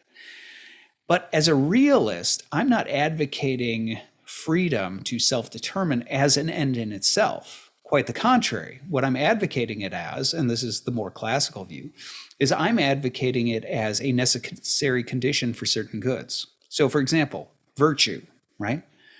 Well, virtue in classical, sort of metaphysics, somebody like Aristotle, is actually brought about through me willing, through habit, certain patterns of behavior, and over time cultivating the potential to become courageous, right? Through repetition and rehearsal. I cultivate that from a potential to be courageous to actually courageous, right? Chastity through like being, temperate, right? Temperance is cultivated through repetition of resistance and resistance and resistance. And over time, that potential for temperance becomes actual. It becomes concretely actual. So there was an underlying metaphysic of it. But here's the thing, you can't coerce virtue within that classical view, right? I can sit here and I can put a gun to your head and say like, well, if you eat that, I'm going to blow your brains out. And so you don't eat it. But that doesn't mean you're actually cultivating any kind of temperance or self-control. It just means like you're being forced to not make certain choices. But the fact of the matter is, if inside, right, within your self-determination, you remove the gun you'd eat, right? Well, then in that sense, like nothing has really changed, right? You haven't cultivated temperance, right? And so in classical ways of thinking, freedom was actually essential. It was a necessary condition for you to become virtuous. We can't coerce people into being virtuous. We can use government instruments to coerce them to restraint, but that doesn't make them virtuous, right? This incidentally is one of the reasons why in classical thinking, taking my money for taxes and then giving it to the poor would not actually be a charitable act because it's done by coercion. Anyway, but that's a whole different discussion. So the point is like within the sort of classical framework of thinking of self-determination was important for things like, religious faith, right? Rather than being coerced into some sort of confession that might be false, right? Because you don't really believe it. You're just sort of under political duress. You want the person to be free, to be persuaded by reason and their own choice in order to embrace this faith. With virtue, you want them to be free, to be able to, sort of through repetition and self-determination, become virtuous and things like that. And so what's interesting is liberty in more classical ways of thinking and in early sort of modern political philosophy, it was not an end in itself. It's not like that. That's a sort of later existentialist thing, right? It wasn't a good in itself. It was an instrumental means, right? Like I had a right to self-determine because it's part of my ontology. And if you want to go back and watch my episode on cultural appropriation, I talk about rights and the connection with ontology. But Anyway, so like the fact that that is my nature, that I am a free being, means like I have a sort of innate right to self-determine. But that self-determination is not an end in itself, right? It is a necessary condition for bringing about certain goods like, religious faith or like virtue or something like that, or charity or any number of things. So what's interesting, though, is that early on, that's the emphasis on liberty. But I do think what you see is you can see how that evolves into it being a good in and of itself. How? Well, the fact of the matter is, right, like when you're looking at empiricism and nominalism, right, one of the things that begins to happen is inevitably you have this challenge of how do we define good and evil, right and wrong, right? Because if we mean some sort of transcendent good, if we mean some sort of conformity to the nature of reality, right, we're in realist territory. So how do we, as empiricists who only believe in what you can, handle, right, taste, touch, smell, whatever, how do we get a sort of coherent way of talking about good and evil, right and wrong? And this is why the empiricists and the nominalists generally tended toward a view of morality where really good means desirable or pleasurable, wrong means unpleasant, undesirable, right? And so it becomes an inherently hedonistic framework. And this was true of ancient nominalism, like the Epicureans, which was a nominalist empiricist sort of framework. It's also true in, modernity. That's what happens. And that's why morality starts to move toward a certain form of utilitarianism, right? The idea where the question is an act is best or right, if it produces more, the greatest amount of pleasure and reduces pain, right? So the assessment of, acts according to their outcomes, right? According to how much pleasure they produce, how much pain they produce, that sort of thing became sort of a normative way for empiricists to think about morality. And with that, there emerged this hope, right? This hope that we might be able to quantify it, we might be able to develop an actual scientific calculus for it, and so on and so forth. So that utilitarian push ended up sort of driving things forward. Well, notice now you're into an individualized morality, right? So keep in mind, right, if I'm a realist and I'm sitting here saying the nature of an eye is this, or let's use something like gluttony. Something in the digestive system.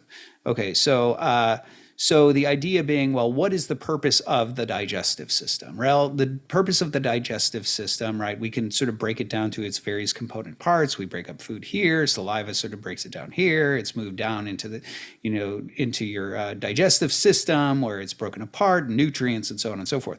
And so we can start to identify that. And because of that, we can start to say like certain activities like gluttony are wrong because they are sort of an excess that ends up not being for the good of the individual and sort of moving in a way that's contrary to the proper end of a digestive system.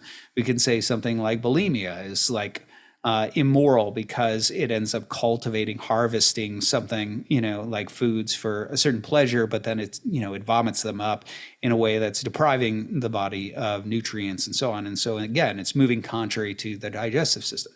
So a natural law ethicist can speak in those sorts of terms and think in those sorts of general universal terms. And that assessment applies to you and it applies to me. Because when we're talking about the structures and the purpose of a human stomach, we're talking about something that I have and something that you have, right? We're talking about the common nature. And from this, we can abstract a generalized principle. But if morality is now just sort of idiosyncratic, right? What brings pleasure and what brings pain, and what might in this circumstance bring about greater pleasure, or greater pain and things like that. Now you get into territory where the assessment of morality does not have to do with universals, right? It doesn't have to do with the nature of man. It doesn't have to do with the nature of your body. It doesn't have to do with the nature or purpose of a thing in the cosmos, in the generic. It's all individual, right? It's all that this thing does to me something that is pleasurable. This thing does to me something that is painful or something like that. And now what happens is morality itself becomes highly individualized and unhinged from any sorts of generics, any sorts of common properties, any sorts of groups, right? And now morality becomes much more idiosyncratic, right? What does this thing do for me, right? And so now we run into a problem, right? Whatever floats your boat, right? This is sort of the basis for early sort of, the sort of proto-libertarian type stuff where it's like, look, if that works for you, great. Doesn't work for me, right? If whatever floats your boat, that's not my sort of thing, kinks, all the rest. Like all of that sort of highly idiosyncratic stuff that says like, for me, right, this does this, desirable thing. And that thing is unpleasant and so on. You now start to have this sort of relativized morality. It's not fully relativized, right? Because you're not saying that you're still acknowledging that there's such a thing as pleasure and pain, but the assessment is fully relativized because it has to do with just how does it affect me, and how it affects me might be idiosyncratic. Now, this is very, very interesting because this gets us into a more fundamental divide that's happening in the realist nominalist dispute that you're starting to see here in the sort of culture wars and in this type of discussion. The ancient world always recognized that there is some sort of tension in the world, right? That there's some sort of conflict, call it good and evil, right? We'll just call it that, right? That there's some sort of turmoil. We all sense it, right? We all recognize like that it seems like there's certain things in the world that are good and certain things in the world that are horrifying. Certain things in the world that we might call justice and fair, and other things that seem wildly unfair. We also feel it in ourselves, right? We have this thing in ourselves where we're inclined to do certain things. We see certain altruistic goods. There's certain things that we want to be, right? We want to be courageous. We want to be strong. We want to be this. But then those things often will run into conflict with other things, right? Certain desires that sort of are like, well, are you sure you want to be courageous, right? Are you sure you want to tell the truth? Is like being an upright, honest person really that valuable in comparison with what we could get if we lied, right? Is being chaste really that good? Because look at her, that looks better than being chaste, right? Like we have all these sorts of tensions in the world, in us. And part of the question is, how do we interpret that? How do we make sense of the fact that the world seems to be at odds with itself? So that becomes kind of the question that's there. And it's interesting because there's only a few answers that are on the market.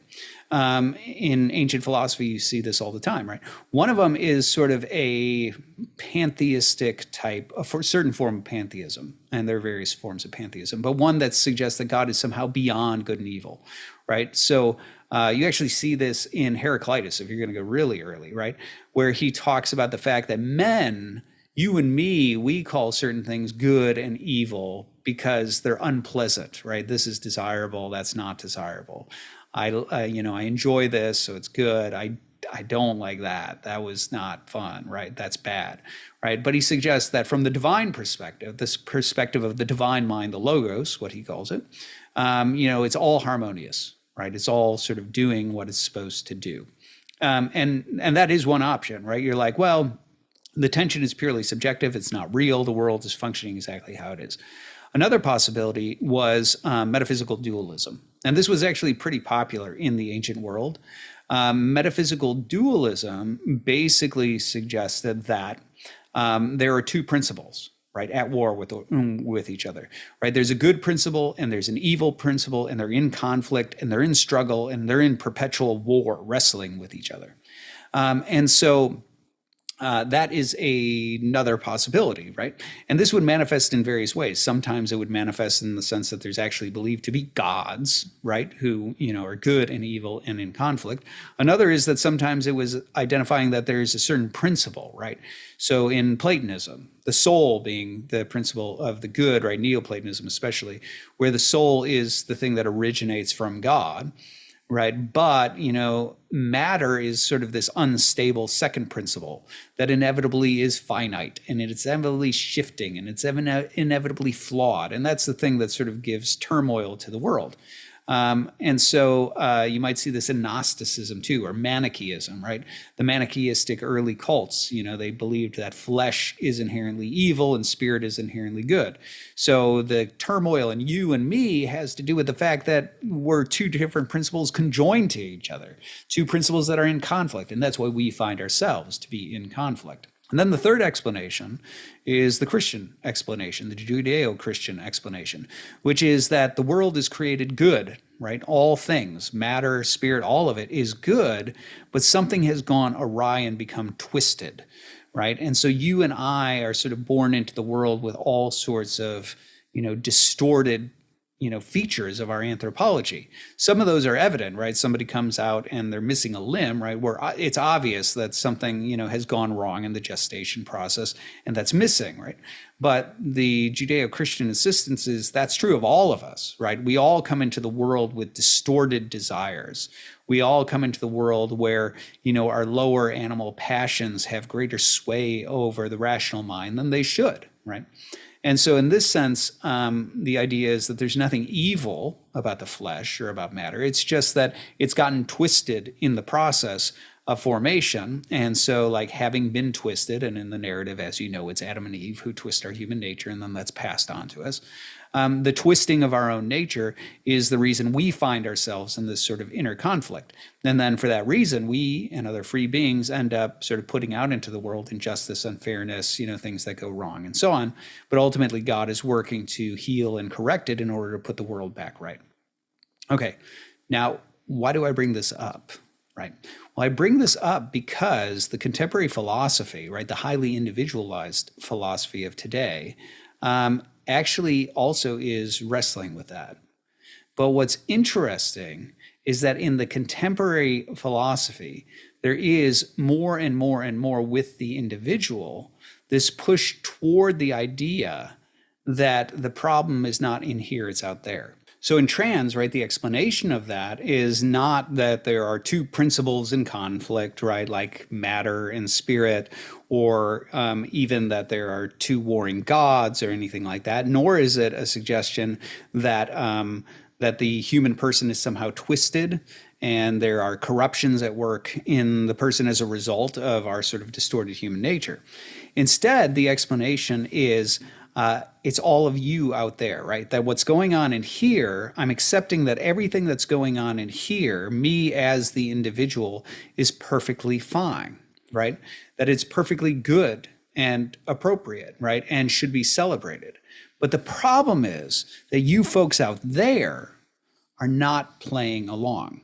So now, how does this naturally unfold, right? This naturally unfolds actually from everything that was just said, right? Keep in mind that what's going on is that if I am sort of an empiricist nominalist who then ends up in a utilitarian ethic, the answer is there really are no normative claims that can be stated, right? There are no normative moral claims concerning sexuality, concerning identity, concerning, a well-formed or malformed body, right? So here's your ableism stuff, right? Regarding certain roles in family or in culture, or even, certain social mores or whatever it may be, right? Like all of those things go out the window. They might be sort of some of them might have a certain utility. Some of them might be descriptively accurate of how a culture tends to view things. But in reality, morality is really just reducible to me as the individual. And so at the end of the day, if morality has to do with enhancing pleasure and minimizing pain and things like that, then looking inside and seeing idiosyncrasies becomes a very different endeavor in this sort of framework than it would be in classical thinking, right? So in classical thinking, the presumption was, that I can have desires that are distorted, right? And the fact of the matter is that I can also retrain those desires, right? So if I find myself with a certain bent, right, toward alcoholism, that's a distortion, right? That's not a good thing. It's a corruption. And I can form habits that end up mitigating that and, cultivating temperance with regard to something like that. And the same would be true with regard to sexual proclivities. If you're sort of not chaste and you're a heterosexual, right, you can sort of cultivate chastity, right? If you have certain sexual proclivities, toward homosexuality or some sort of, sexual kink or perversion or whatever it is, all of those things can be identified as distorted, but they can also then be reshaped, right, through repetition, through habit, through the cultivation of temperance and virtue and all these sorts of things. So the presumption was that you as a being, right, in more classical anthropology, The idea was that you have all sorts of disparate desires that shoot in all sorts of directions. They're all animal, and they're not inherently evil if we're talking about the Christian version of this. They're just animal, right? Animals just want whatever seems good to them, right? Food, sex, sleep, whatever it is. But the thing is that you, unlike an irrational animal, have a rational mind, right? You have a rational spirit that's able to look into the world, identify the structures of things, understand the nature of things, understand their proper use, and then assess whether or not those disparate desires are good or bad. And the idea is that you take the good ones and you're like, oh, those are appropriate and those are directed at the right time and the right place and the right measure. And any place where they're distorted or they're off or, they're bent, right? You've got to, through repetition, retrain those, right? And so it was a pliable view of anthropology, right? The idea that I am filled with potentialities, right? And I have the ability through self-determination to shape myself. And I have a duty as a rational being to discern the nature of the world, understand the nature of morality, and make sure that that self-determination shapes me in a way that conforms with what is good, right? And the proper order of nature and so on. But in the contemporary view, where all that good and evil referred to is, pleasure and pain, you get a very different dynamic, right? Because whatever is going on in here, right, whatever desires may be bouncing around or whatever, they're not inherently good or bad, right or wrong, because we're not dealing in a sort of realist framework where there are universal principles of morality and universal principles of proper order and a universal human nature that ought to be shaped in a certain way. Everything becomes idiosyncratic, individual, and unique. And so as a result, why should I try to reshape certain desires? That's actually a very painful process. Why should I try to resist certain desires? That's a painful process. Why don't I instead try to satisfy and feed those desires?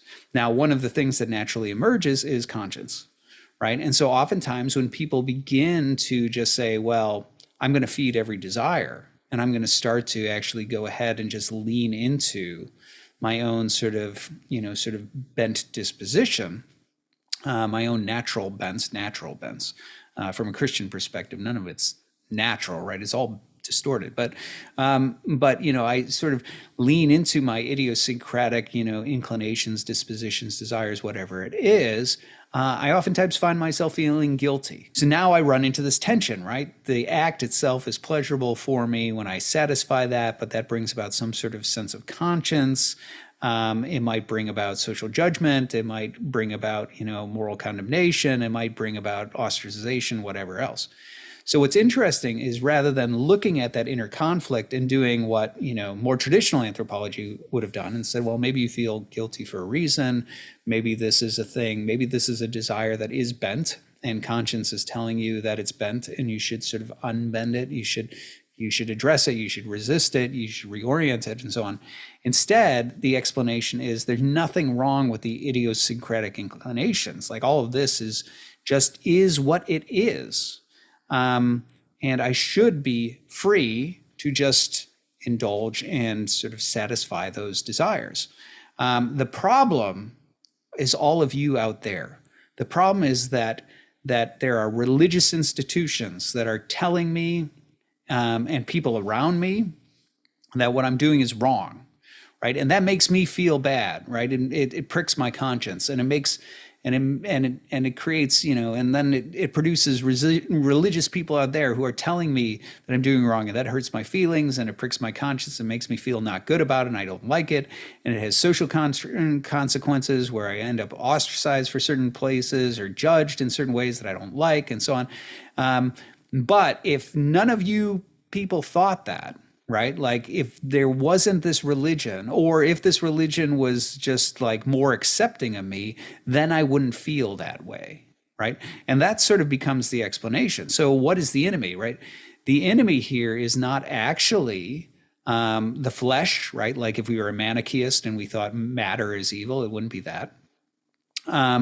The enemy would not be a second principle of matter if we're Platonists and we're thinking we need to be able to sort of like escape and transcend the material realm and return to the world of forms.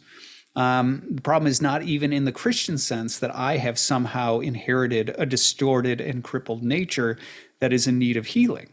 Instead, the answer is there's nothing wrong with me. The problem is that there are intolerant social structures, right? And the thing that is in my best interest is to be able to freely indulge my idiosyncratic desires and proclivities without any kind of judgment so that I don't feel conscience, right? And that's one of the reasons why so much of what you see in wokeness is a celebration and a normalization of every idiosyncratic thing, every idiosyncratic proclivity and desire and so on. Why?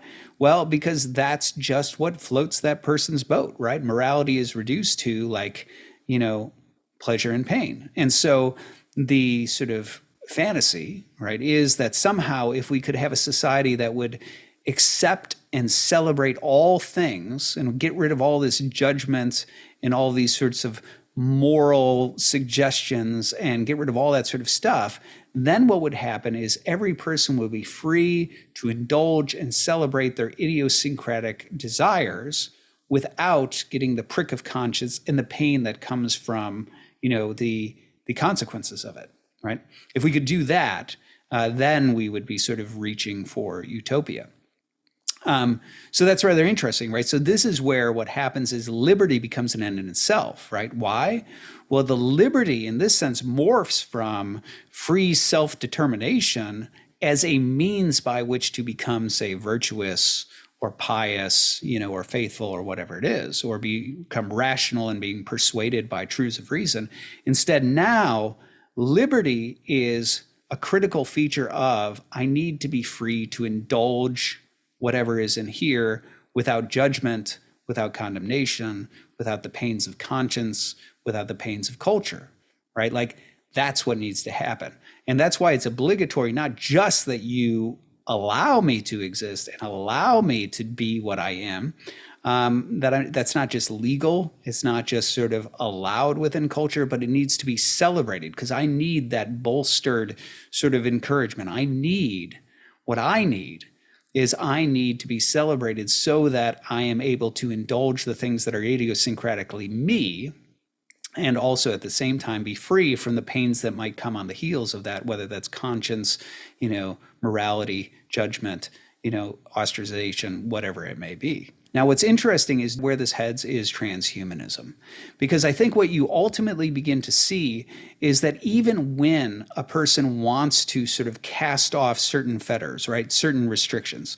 So let's say I'm a trans identifying male who just has this desire, right, this fantasy of being a woman, right, becoming a woman and being to live as a woman, right, and that I really do believe that will satisfy my innermost, desires and that will make me happy, right? There is no normative principle once you're in this sort of nominalist, empiricist, utilitarian framework to say like, that's not good. Right? You shouldn't do that, right? And so now that actually is an open possibility. But here's the thing. There are limitations, right? And the fact of the matter is what you start to see a couple of different things.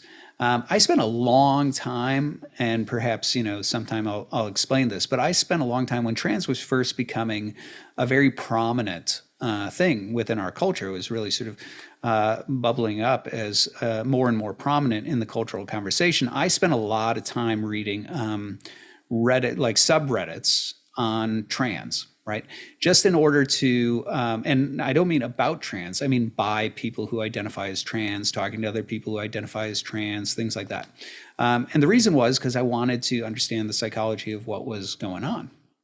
And one of the things that I found very interesting in reading those is that there really is this sort of pursuit of a certain euphoria that comes from, having felt that you've achieved that thing, right? So let's say I'm a man who desires to be a woman, right? When I undergo this surgery, if I start to experience a certain euphoria at the thought that, I've actually arrived here.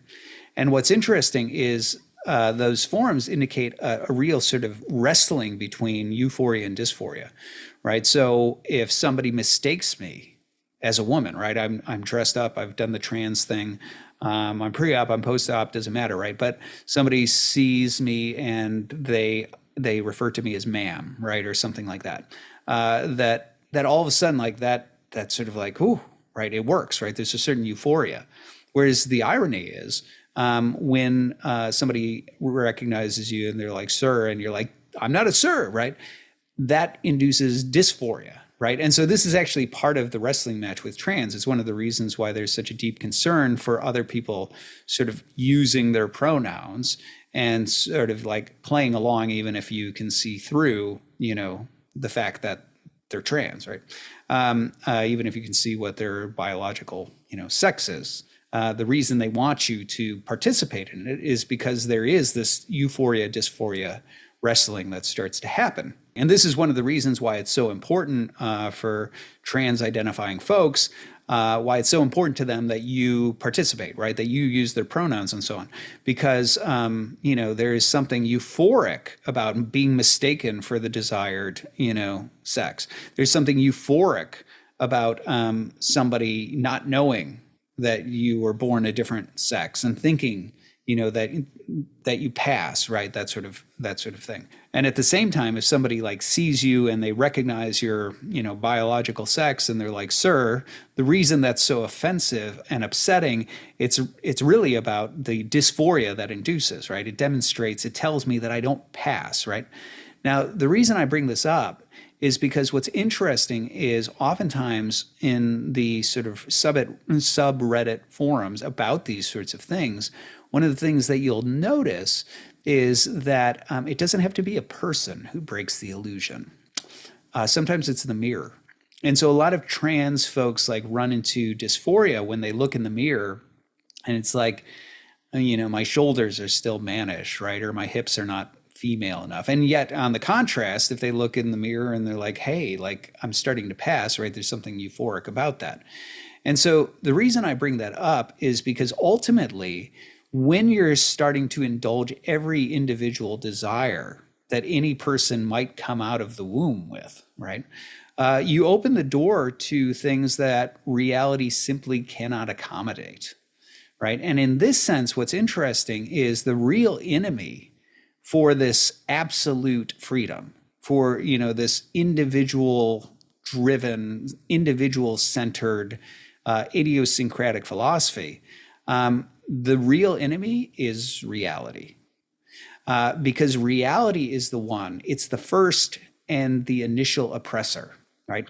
It's the one that didn't ask me whether or not I want to exist. It's the one that determined my sex, right? It's the one who gave me all sorts of idiosyncrasies, like how tall I am and how big of a nose or small of a nose I have, and, like all the rest of these sorts of things, right? And so what happens is when freedom and self-determination in this sort of unhinged idiosyncratic sense, right? It's not hinged to self-determination toward, a proper orientation toward nature, right? It's not self-determination toward virtue or toward piety, but it's just self-determination, right? Whatever it is that I desire to do is what I ought to be able to do. Now the thing that stands in the way of fulfilling my desires is reality. So, and this is where you get, you can chuckle if you're like, I don't know, man, right? Like furry fandom, whatever.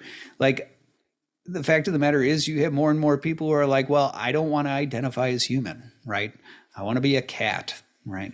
Or even people doing stuff like, I want to be a demon, right? I want to, it's not just like that I'm a man who wants to be a woman.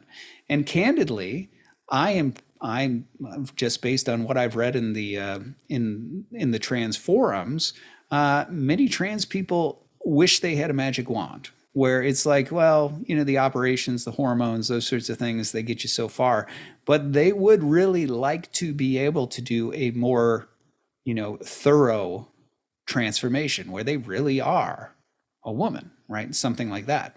And so in this sense, reality becomes the enemy, right? Reality becomes the oppressor who stands in the way of the sorts of fantasies that I have. And so ultimately, I think this is where inevitably what happens is it's driven toward transhumanism. And incidentally, this isn't speculation.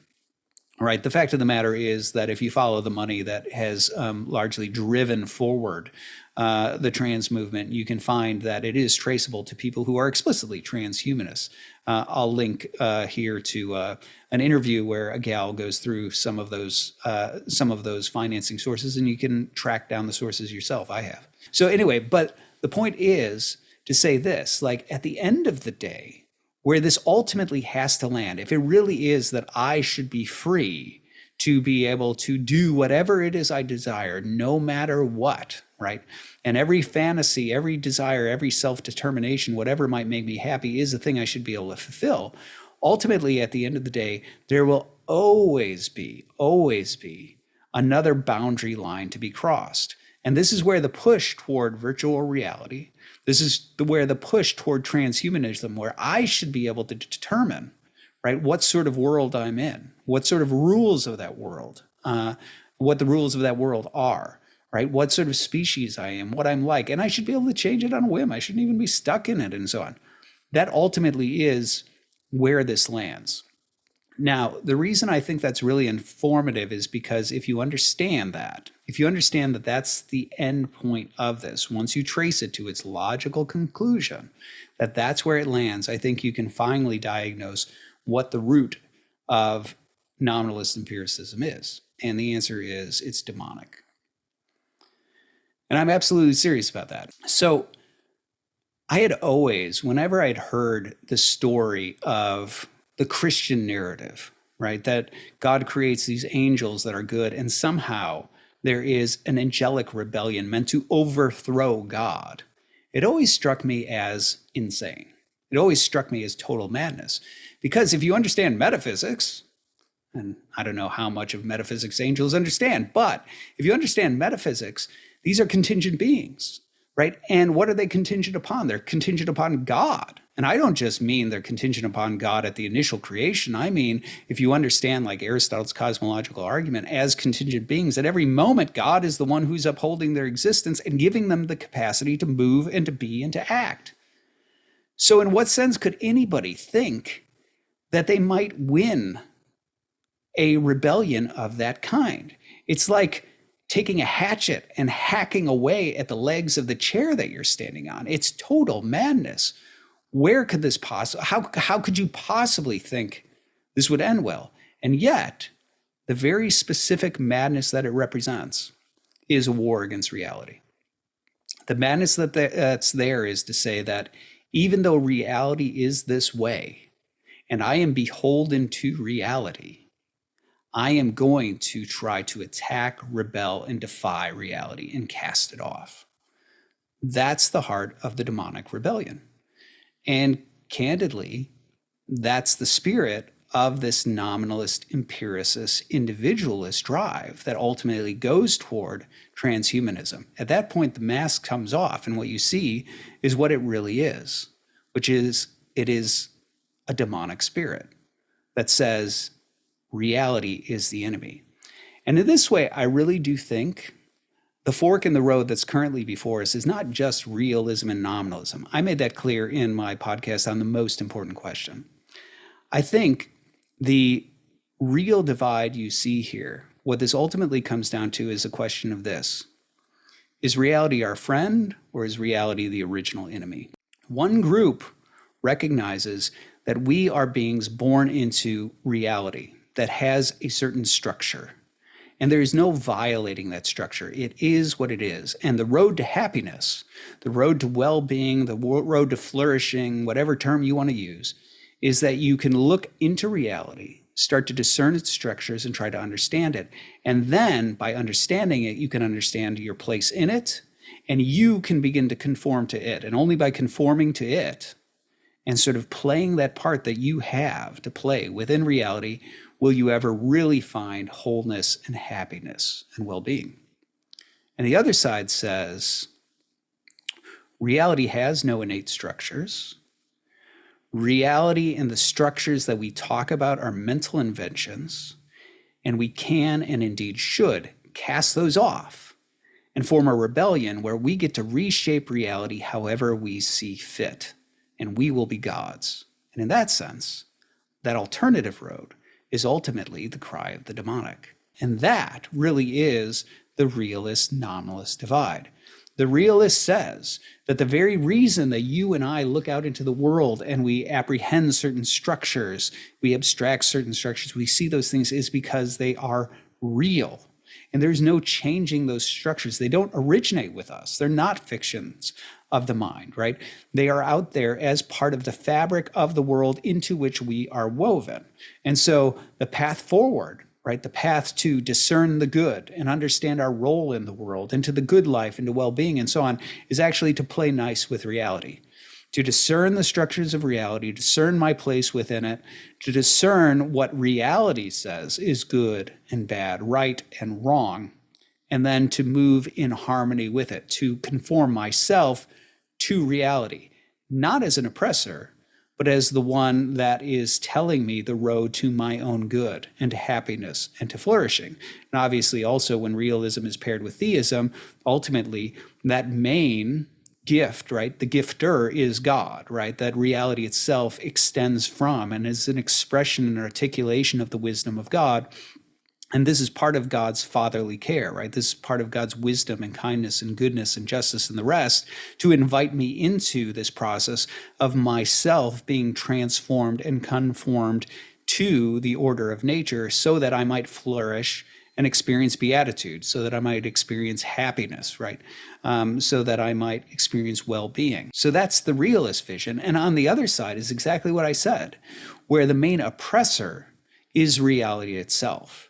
Right? So the idea being that none of the structures that we think are out there in reality are really out there. All of those structures are in here. They're mental, right?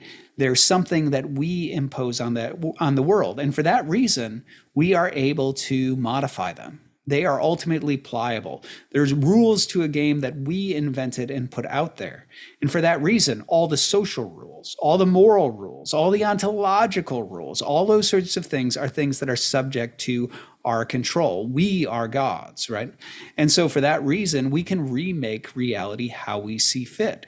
And there is nothing and no one out there to tell us otherwise. Ultimately, we are the ones who can determine what is in our best interest. We can determine what it is that we want, what is the good we wish for, what is the good that we desire. And if we can come up with a way to make that happen, whether it's through cultural change or it's through surgeries or it's through virtual reality or whatever, ultimately, we have a right to do that. Why? Because reality is subject to us, not the other way around. Okay, so I want to close out this with, looking at this question that once you've liberated the individual, what then comes next? And here I think there's something very interesting, which is that even though on one hand, a lot of these sort of ideologies that are aimed at this sort of highly individualized, tendency, right, like wokeism, on the one hand, they may seem like what they're about is they're about trans, or they're about homosexuality, or they're about abortion, or they're about feminism, or whatever it may be, right? On the surface, it seems like that. But I think the thing that's really much more interesting, and this is something that comes out of my research related to the religiously unaffiliated, which I'm going to have a couple of podcasts on that, but I've done a documentary on this. I've done talks on this, right, on the religiously unaffiliated. And one of the things that I noticed when looking into that, and I'm not the only one who has, pointed this out, right? You have researchers like sociologists like Clay Rutledge and others who have noticed this as well. But what's interesting is that so many of the folks, when they abandon religion, they start to move initially toward the occult. And then when they grow disillusioned with the occult, they move into sort of political activism. And why is that?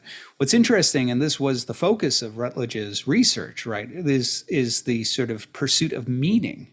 And so what's interesting is that for many, even though they may be talking about trans, or they may be talking about homosexuality, or they may be talking about feminism, or talking about abortion, the real thing that's driving that is a pursuit of meaning.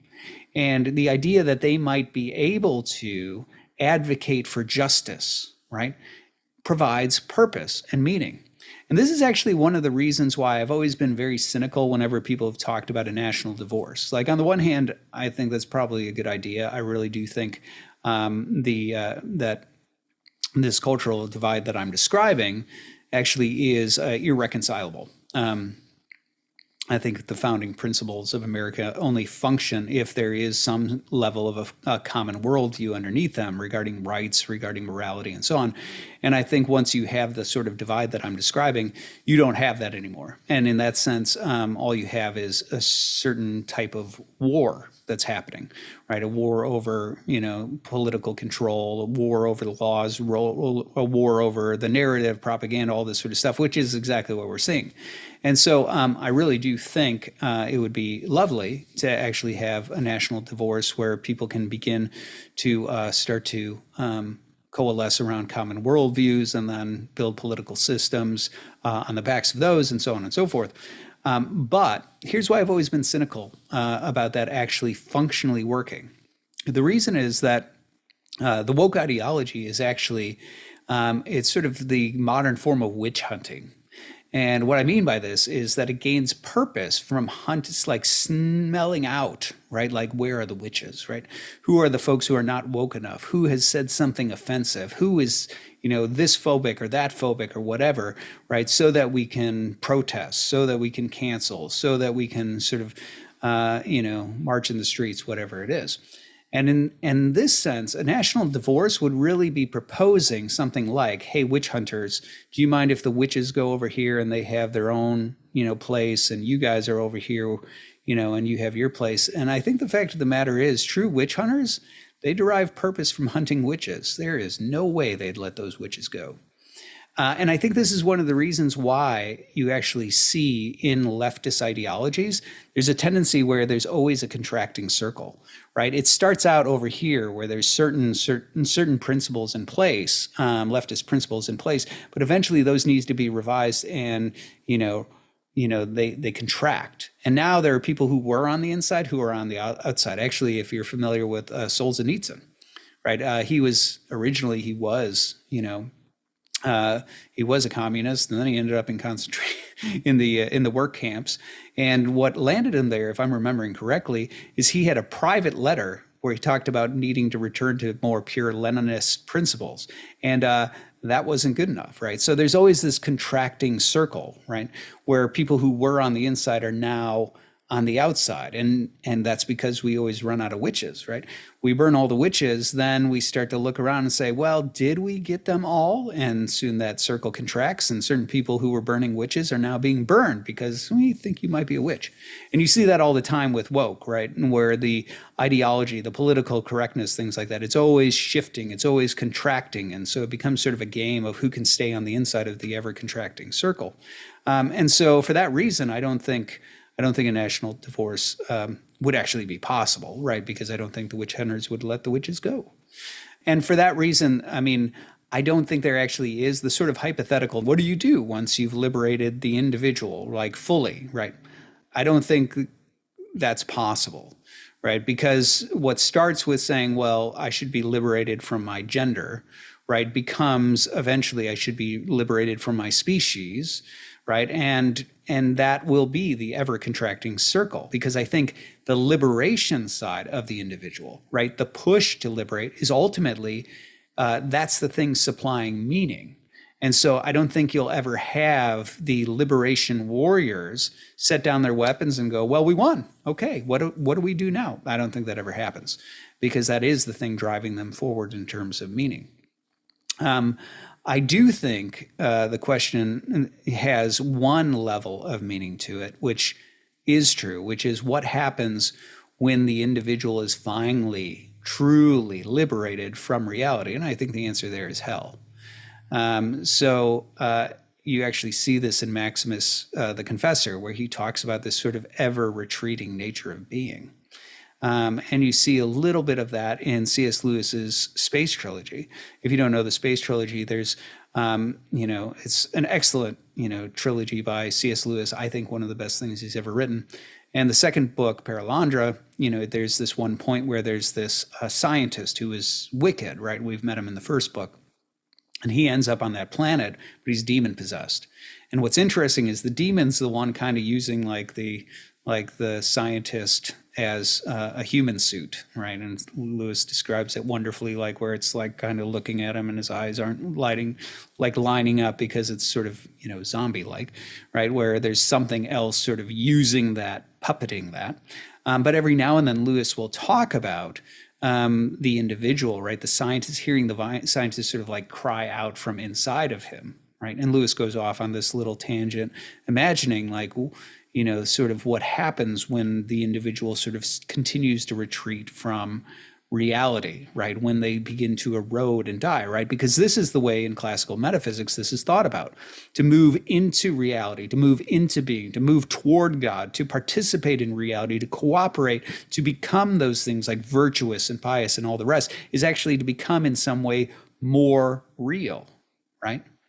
There's a greater fullness of being, well-being, right? And yet to retreat and rebel against reality is actually to begin to erode and to become corrupt.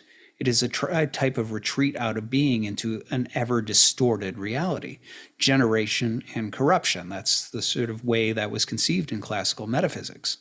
And Lewis tries to illustrate this in his book, The Great Divorce, as well, right? Where in that book, you have people who are in hell, in this sort of shadowy place, that end up going to heaven to talk to people who are there. And when the shadowy people from hell get to heaven, they are transparent, right? They're just sort of inky shadow type things, and the grass penetrates their feet because the grass is more real than them, right? Whereas the people who are in heaven are more substantive, right? Lewis is again giving that sort of like fullness of being versus retreat into non-being type thing. And he talks about that in Paralandra, where he's sort of contemplating what happens to a consciousness, right? To a mind that is sort of retreating out into that sort of ever growing, sort of that abyss of non-being, retreating away from being. What happens, right? And I think the thing is, like, ultimately, whatever that means, it probably is an extreme form of madness, right? At some point, the shedding and the retreat and the rejection of the individual, of my species, of reality, all these sort of things, has to at some point also shed reason, rationality, and sanity, right? And in this sense, it has to become an ever more broken and distorted mind that hardly even bears any resemblance to mind. So I think the answer is that the individual, in its perpetual retreat, retreats to an ever fleeting, diminishing state of non-being. Like, that's probably the answer. If you're talking about what happens when you've been liberated from the individual, that's what's left, sort of the death rattle of a being that is hardly even a being anymore, right? That's where it ends. And we call that hell. Now, as for the future, I'm not going to make any predictions regarding, Terminator and the rise of the machines, or an AI antichrist, or, any sort of stuff like that. But what I will say is, as an Eastern Orthodox Christian, I do believe that where it ultimately ends is that at the end of the day, reality wins, right? That at the end of the day, Christ will return. All things will be restored. And eventually, all things will be brought out of this distorted, corrupt state and into conformity with reality. And we'll finally be able to see and to fully enjoy reality as it was made to be. I'm Nathan Jacobs, and this is the Nathan Jacobs Podcast.